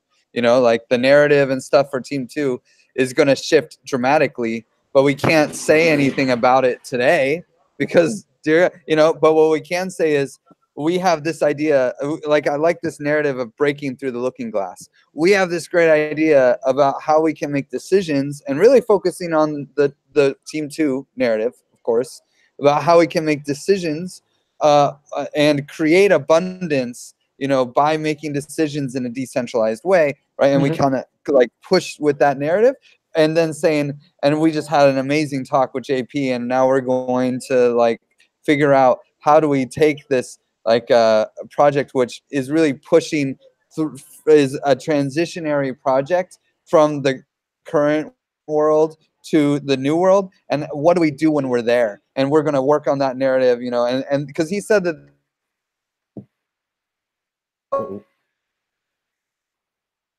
So, I mean, fortunately, who's probably going to do a large portion of the interview, but we should try to get a hold of him.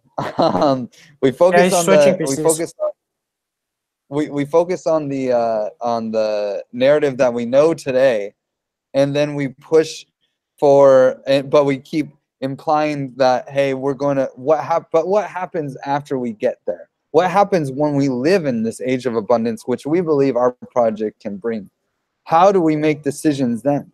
You know, what do we do with this new world? And then we start like playing that game. Griff, could you maybe to do that interview? Can you go somewhere that you have a slightly better connection, because we lose you once in a while? Yeah, I know. I'm at a cafe. I'll find a better connection.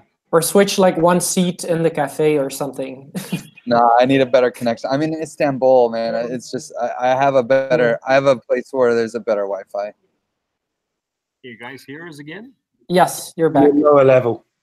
Yeah, we switched to another laptop. Thank you. Okay, cool. So JP, one of the things that we were just talking about is how like we believe, I mean, obviously for Nature 2.0, our narrative has to change a lot, but I don't think it can change today. So like, you know, because we have a very, you know, we're all over the world, and there's lots of people in Team 2 that aren't here. And so to keep everyone in the loop, like we were talking about maybe for today's video, focusing on like, okay, so we have this solution that takes us from the scarcity of today and brings us tomorrow and put to a new world beyond the economies we can imagine, right? And we're going to build, and now we're going to, because of, you know, our phone call today, we're going to build now we're going to start rethinking what happens once we've crossed through that looking glass. But we can't talk. It is, you cannot give the answers, but you can share that you are committed to work on this problem, and you can ask for help on working on this problem.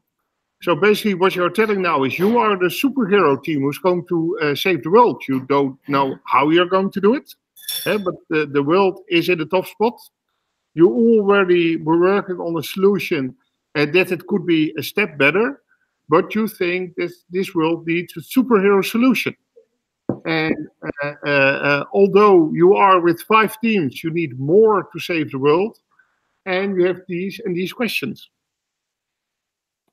Cool. And how do you want to do this practically? Do you want to like do separate calls or just on this one all together? I have a video guy with me. We are talking about how we are going to make the input for the videos, because we had now a long talk. Yeah, and I noticed.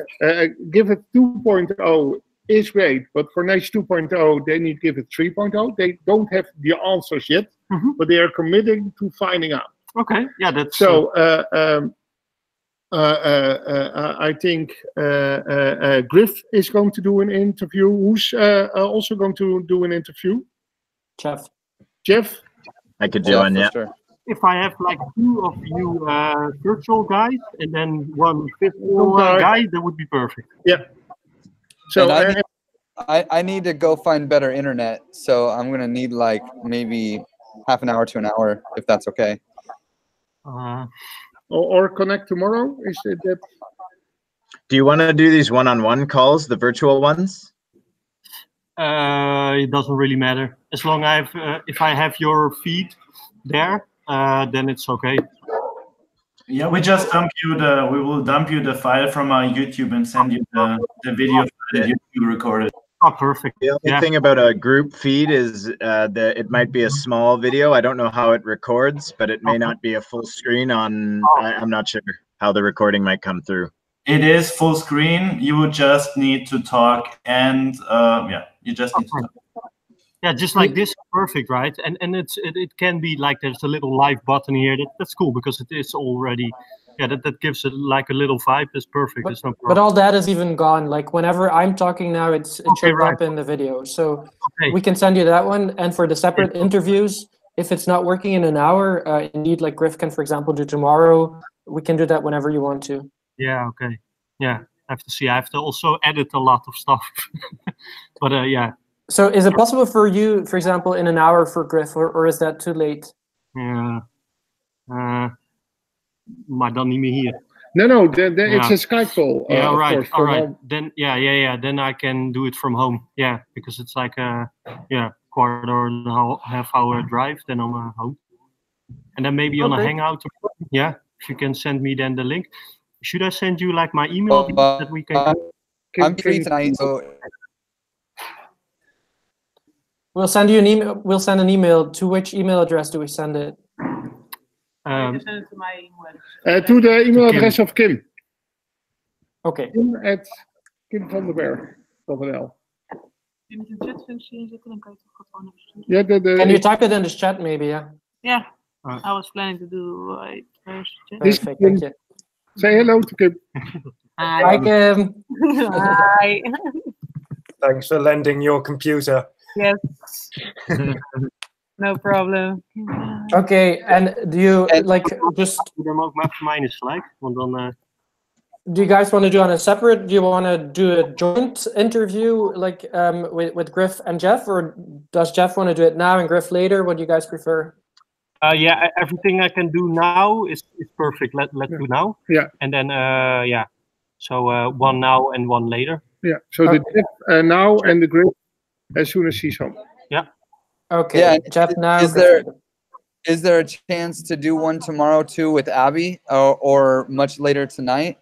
Because Abby is also an incredible speaker and would. Is this sorry? This is all for 2.0 though, right? This Nature is 2.0. Okay, so we can leave Abby out. Yeah. She's part of tokenizing ecosystems. Okay, yeah, but we will be making in all the journey a lot of videos and everything. You can spread your message a lot of times. So it's good to have some speakers that can really tell your story. And it can also be one, but I find that most of the time you all have the piece of the puzzle. So it helps like to have 2 or 3. But if you have too much people, then it becomes like a not so clear story. So 3, I think, is the max to get one message. For this movie. For this movie, 3 people. Yeah. And then you continuously have to balance because we have 5 teams. And you have a different story in Nature 2.0. Yeah. No, but we'll focus on the Nature 2.0 story. That's what we're going to do. Yeah, I'm going to ask you questions. Yeah, teams 2 and teams 3 are working really closely together. Yeah. And they're both working pretty close. Okay, so I definitely need to be in team 3's video. So does that omit me from being in teams 2 video? No. This video is a perk of Nature 2.0. For as far as I know, the other teams are not making videos. They say the hackathon starts at April 11th. And with us, the hackathon starts as soon as you commit, because we're going to push you through the limit, and that's what just happened. Fantastic. Okay. Yeah, and the world doesn't know about your teams, you know. They just know about the solution and the thing you do. Yeah, so I just want to use Give It. Okay, cool. Well, then I think Jeff can stick on this call, and then you can do the interview, and then you can do the one with Sponet locally. And then Griff, in the meantime, will also get home and have a better connection. And Griff, you grab the email address on the side, right? Yeah, perfect. Okay. And I think we're good to go. Yeah. Super. Excited. Thank you very much. Thank you so much for the interesting talk. Thank you, JP. We'll talk in real life about Burning Man. Oh, yes, we'll do. Okay. See you guys. Jeff, you hang on, right? You stay on the phone? Yeah. Okay. Jeff, I'll leave the broadcast on so that we just have a backup, you know? And just stop the broadcast when you jump off this call. Okay? How do I do that? Oh, you cannot? Ping us, please. Yeah, ping us. Oh. How do I do that? At the bottom, you can see stop broadcast normally. I do not. Ja, maar er zijn heel veel mensen bij elkaar natuurlijk ook, hè? Yeah. Kai, am I? Who started the broadcast? I did. Anyone click? Jeff did? Oh, no, you did. Well, then you should have the stop broadcast button. I do. Oh, okay. I'll just keep it open here then, and I'll hide my camera if that's okay. I see. Okay.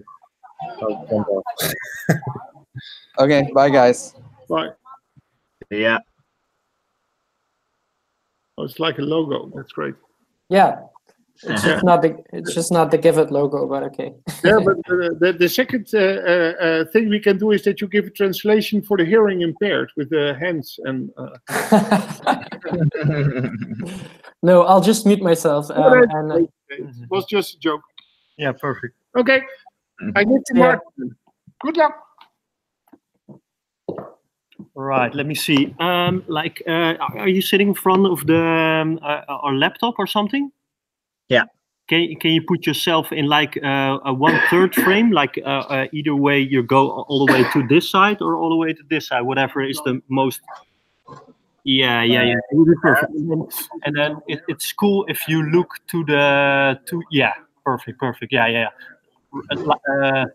Alongside the screen. Yeah.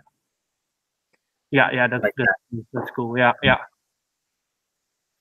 And are you going to film the screen, or are you just going to use the video feed of this? Yeah, if I have the video feed, that's perfect. I just need the answers, you know. I'm going to keep myself out of it. You don't see me in the thing. Okay, Kai, you're also recording locally, right? I'm still recording, yeah. Ah, perfect. Okay. Perfect. Yeah. And you can just, yeah, voila. Then we're set to go. Cool. Okay. I'm going to sit down here. So, well, can you maybe, I don't see you yet, but that's okay. I guess your screen is also recording, right? I think when I talk, you'll see me. Perfect. Yeah. Can you maybe move your camera a little bit down, a little bit? Jeff, and your connection is low res right now. I don't know for what reason. So make sure you have a good connection. I don't see any other options for camera. I feel like this just might be the front facing. No, that's just dynamically what your connection is right now. So. Yeah, just make sure you're not like torrenting movies or anything that like takes up bandwidth, like close it. We can do the old school thing by just sending a picture of Jeff smiling and you put the voiceover in there. A little animation of his mouth that he moves like South Park. Right. Oh, yeah, we can do that. Canadian, yeah. Yeah, and maybe Jeff, like, because just before you had high res and you have low res, so maybe if you shift a little bit with your laptop to see if it captures the high bandwidth again.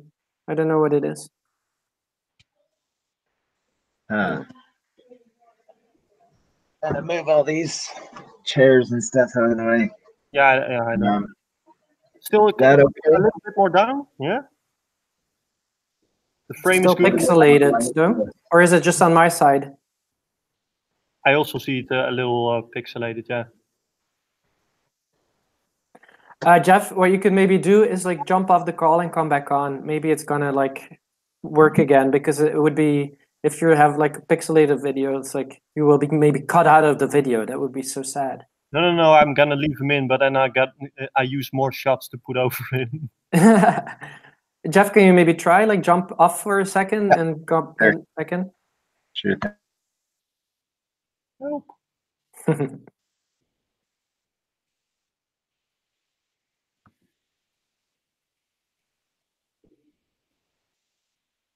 Now he's looking for the link.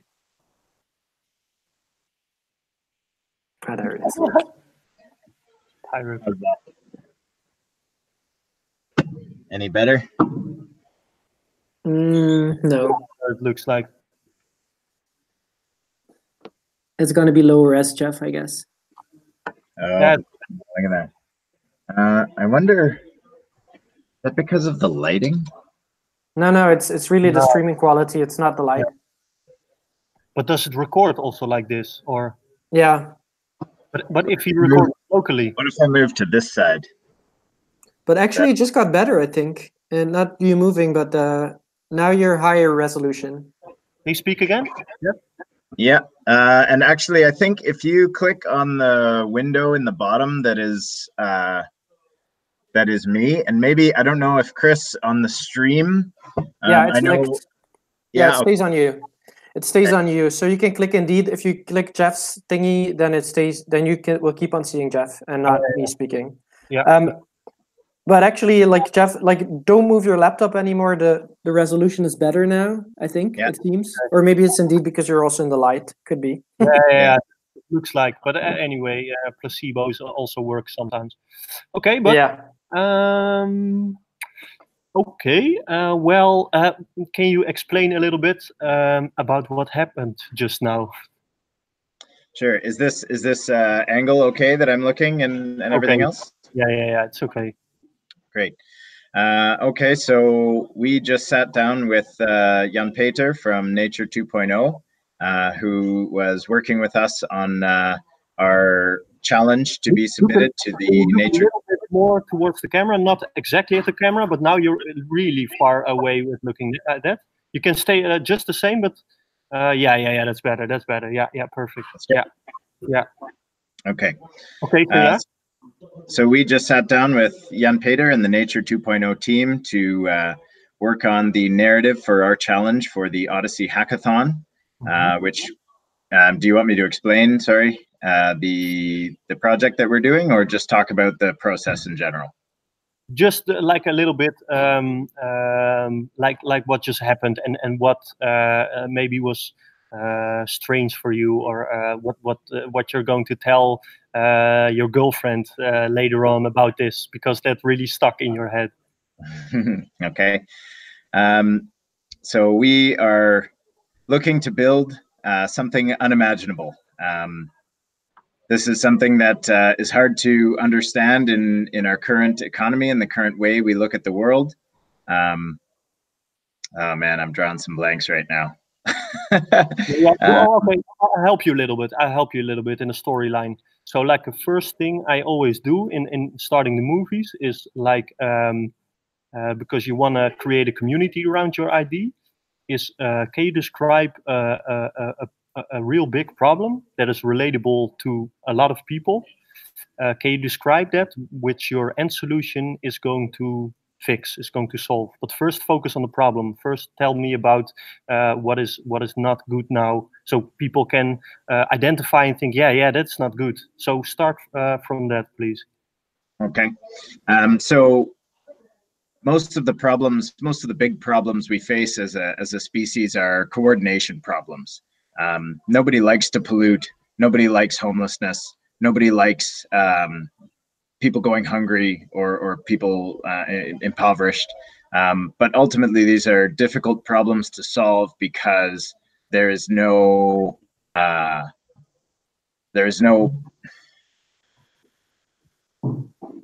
kind of getting stuck in. I don't want to talk about profit. I don't want to talk about economy. I don't want to talk about, this is just normally how I'm used to talking about these.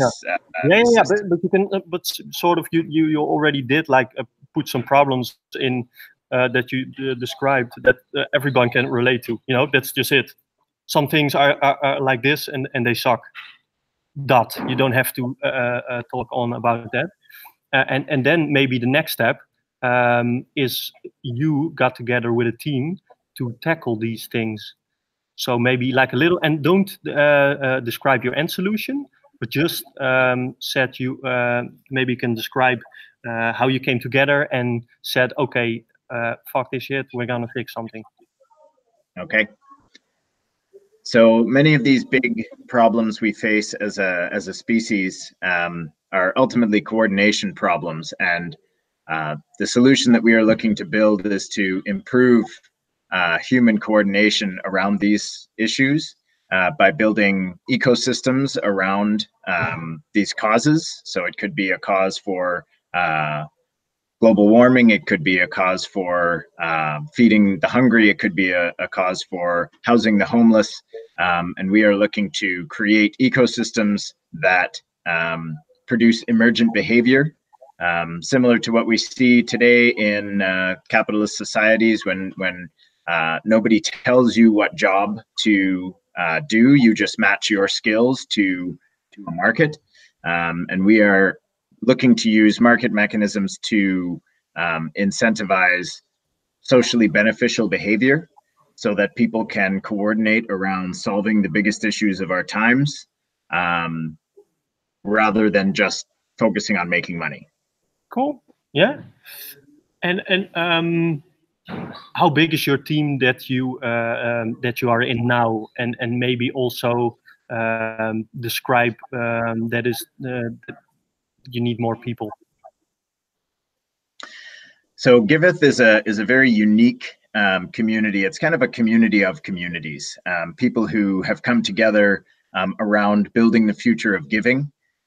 There are many different people interested in different causes that are part of the Giveth community. And we are looking to create a new infrastructure on which people can coordinate around solving these problems. And we always need more people in this community. There is, you know, a never-ending need for more good ideas, more support for the good ideas that are already out there, and helping to build these into real sustainable solutions that we can implement in the future. Nice, nice. Yeah. So if you would do like a call to all the people that are sitting here to watch and think, okay, I can relate to this problem. I understand your solutions that you're aiming to build in the end goal. Talk to me. How can I help? Okay. I also realized I didn't really talk about the number of teams. Should I talk about the teams in the other tracks at all, saying that we are kind of like a team of these various different tracks? Yeah. So the system that we are looking to build, we're calling the common stack. And this consists of several different modules that all relate to how we can gather community resources, make community decisions, and affect change in our communities, how you know, that would best be resolved. And we're not trying to presume in any of these communities how that solution works. We are enabling the emergent behavior to come from the community itself to determine what is best for that community and how to build it. So we have one team in the Nature 2.0 track, and they will be working on a biomimetic momentum voting, which is kind of an alternative to a token curated registry or sort of a decision-making mechanism that we have in crypto economics today. We're also working in conjunction with 4 other teams on varying tracks that are building out different modules of this common stack that will enable, ultimately, we're hoping in the future, all of these modules will come together and enable this collaborative behavior towards solving the biggest problems of our times. Cool. Wow, that's big. If I'm watching right now and I wanted to help before, I'm not going to be able to help now because I don't understand it anymore. It already looks like you already got sort of the solution. So that's really good because you want that in the end. But for bringing in more people and this goes too deep already, because you already said, like, when people say I have a solution, they think, oh, that's cool, man, you got this, but you don't got this yet because you need more people. So that's the thing in your narrative. That's maybe, but that's some feedback from, because I take the other parts, so I'm gonna leave this one out. But it's really good that you have it. Right. I think I can speak a little bit on that. Yeah. We don't have, you know, the A to Z planned out. We have A and B, and we need to get to Z someday. You know, but we've got A and B.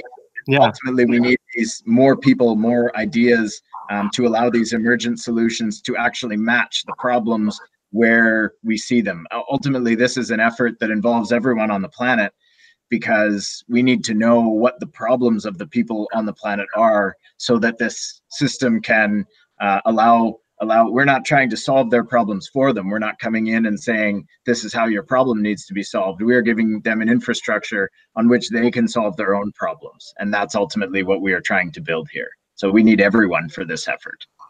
Nice, nice.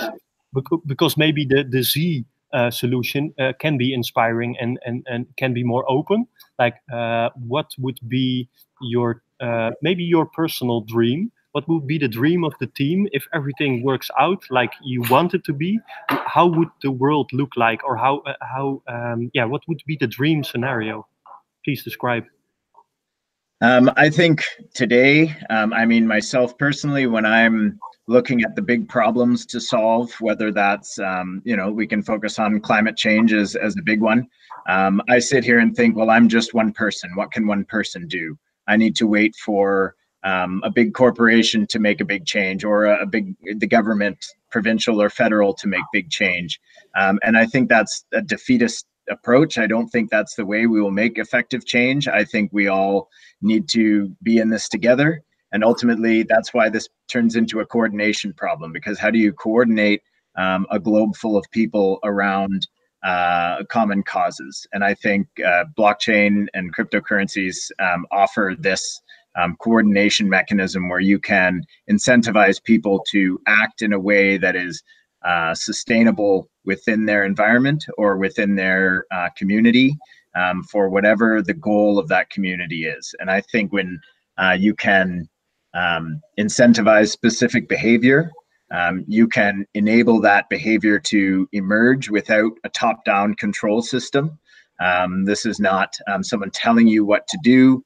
This is people coming together and deciding for themselves what we should do to guide ourselves into a sustainable future that we can all have what we need to survive and to thrive. Yeah, cool.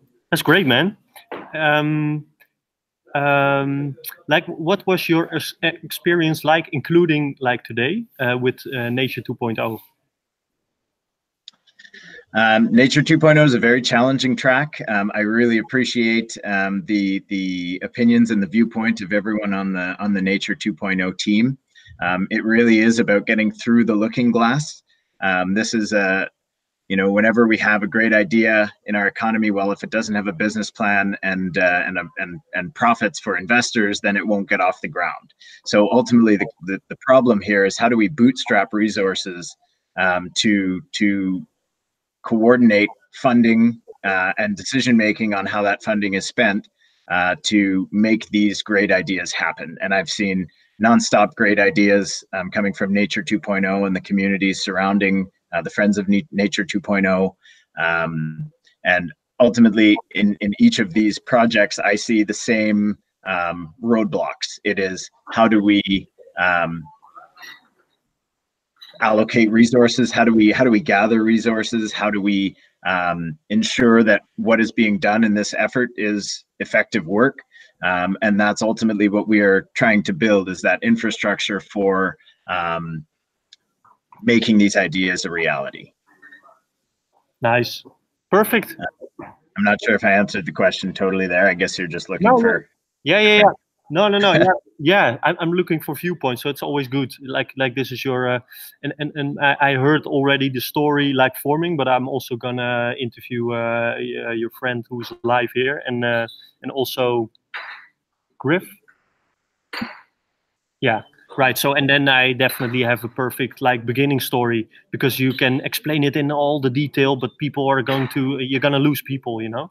You have to like in the beginning, the start, and it's cool that you see it like evolving on the hackathon and during the hackathon, and then it will be like a journey, and people can, and also the people that don't know, you can send them the first movie, and then if they're interested in that, just give them a little bit, because otherwise people get over, I don't know, stimulated or so. This I already heard the story. Yeah, I think I have one more soundbite just on what you asked earlier.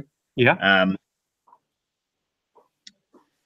So I think when we see coordination at higher levels, ultimately we're a human body. We are composed of individual cells, and once upon a time, individual cells went around and did their own thing, and then at some point they started specializing and getting together, and through that emergent process, we see a higher level of collective intelligence, which is us.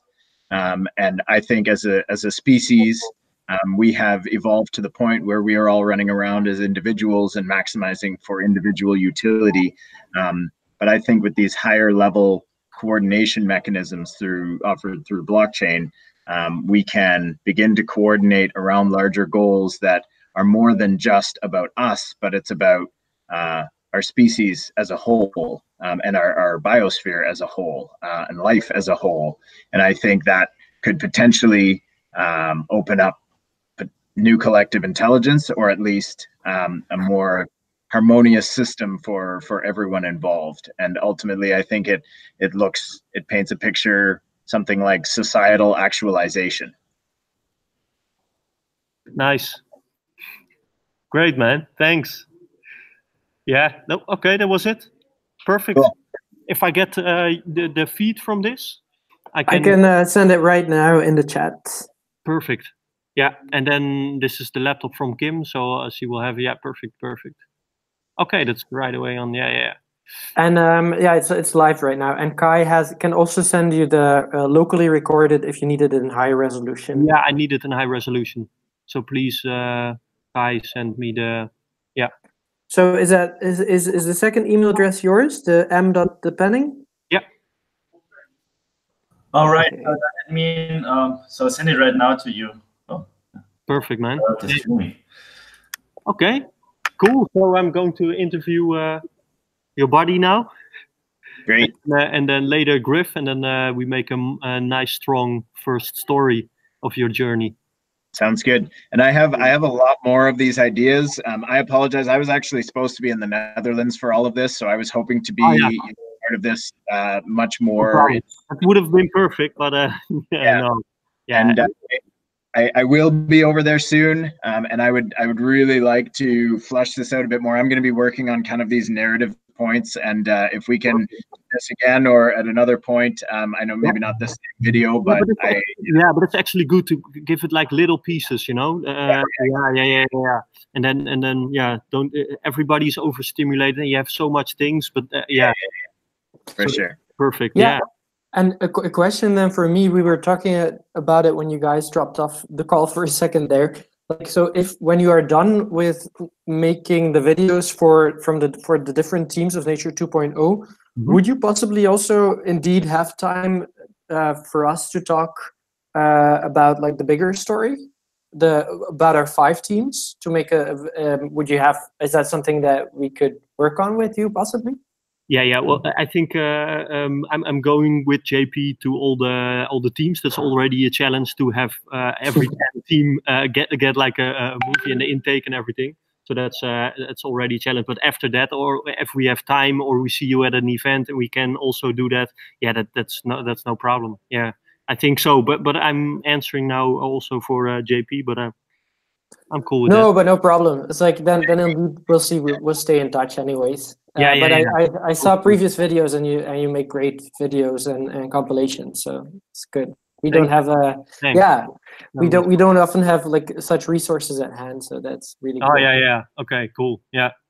No, I would love to help you further, but also like Nature 2.0, every team has sort of the same like package or support thingy. But yeah, no. Also, I hear IDs that are bigger than, I don't know, whatever track or thing. So if I can help you, yeah, and I have the time, let's do this. Yeah. Fantastic. Okay, well, we have your email address, so and we have JP's contact, so we'll stay in touch. Yeah. Cool. Cool, man. Nice meeting you. Thanks okay, nice meeting you. Bye bye. Thank you. Bye. Okay.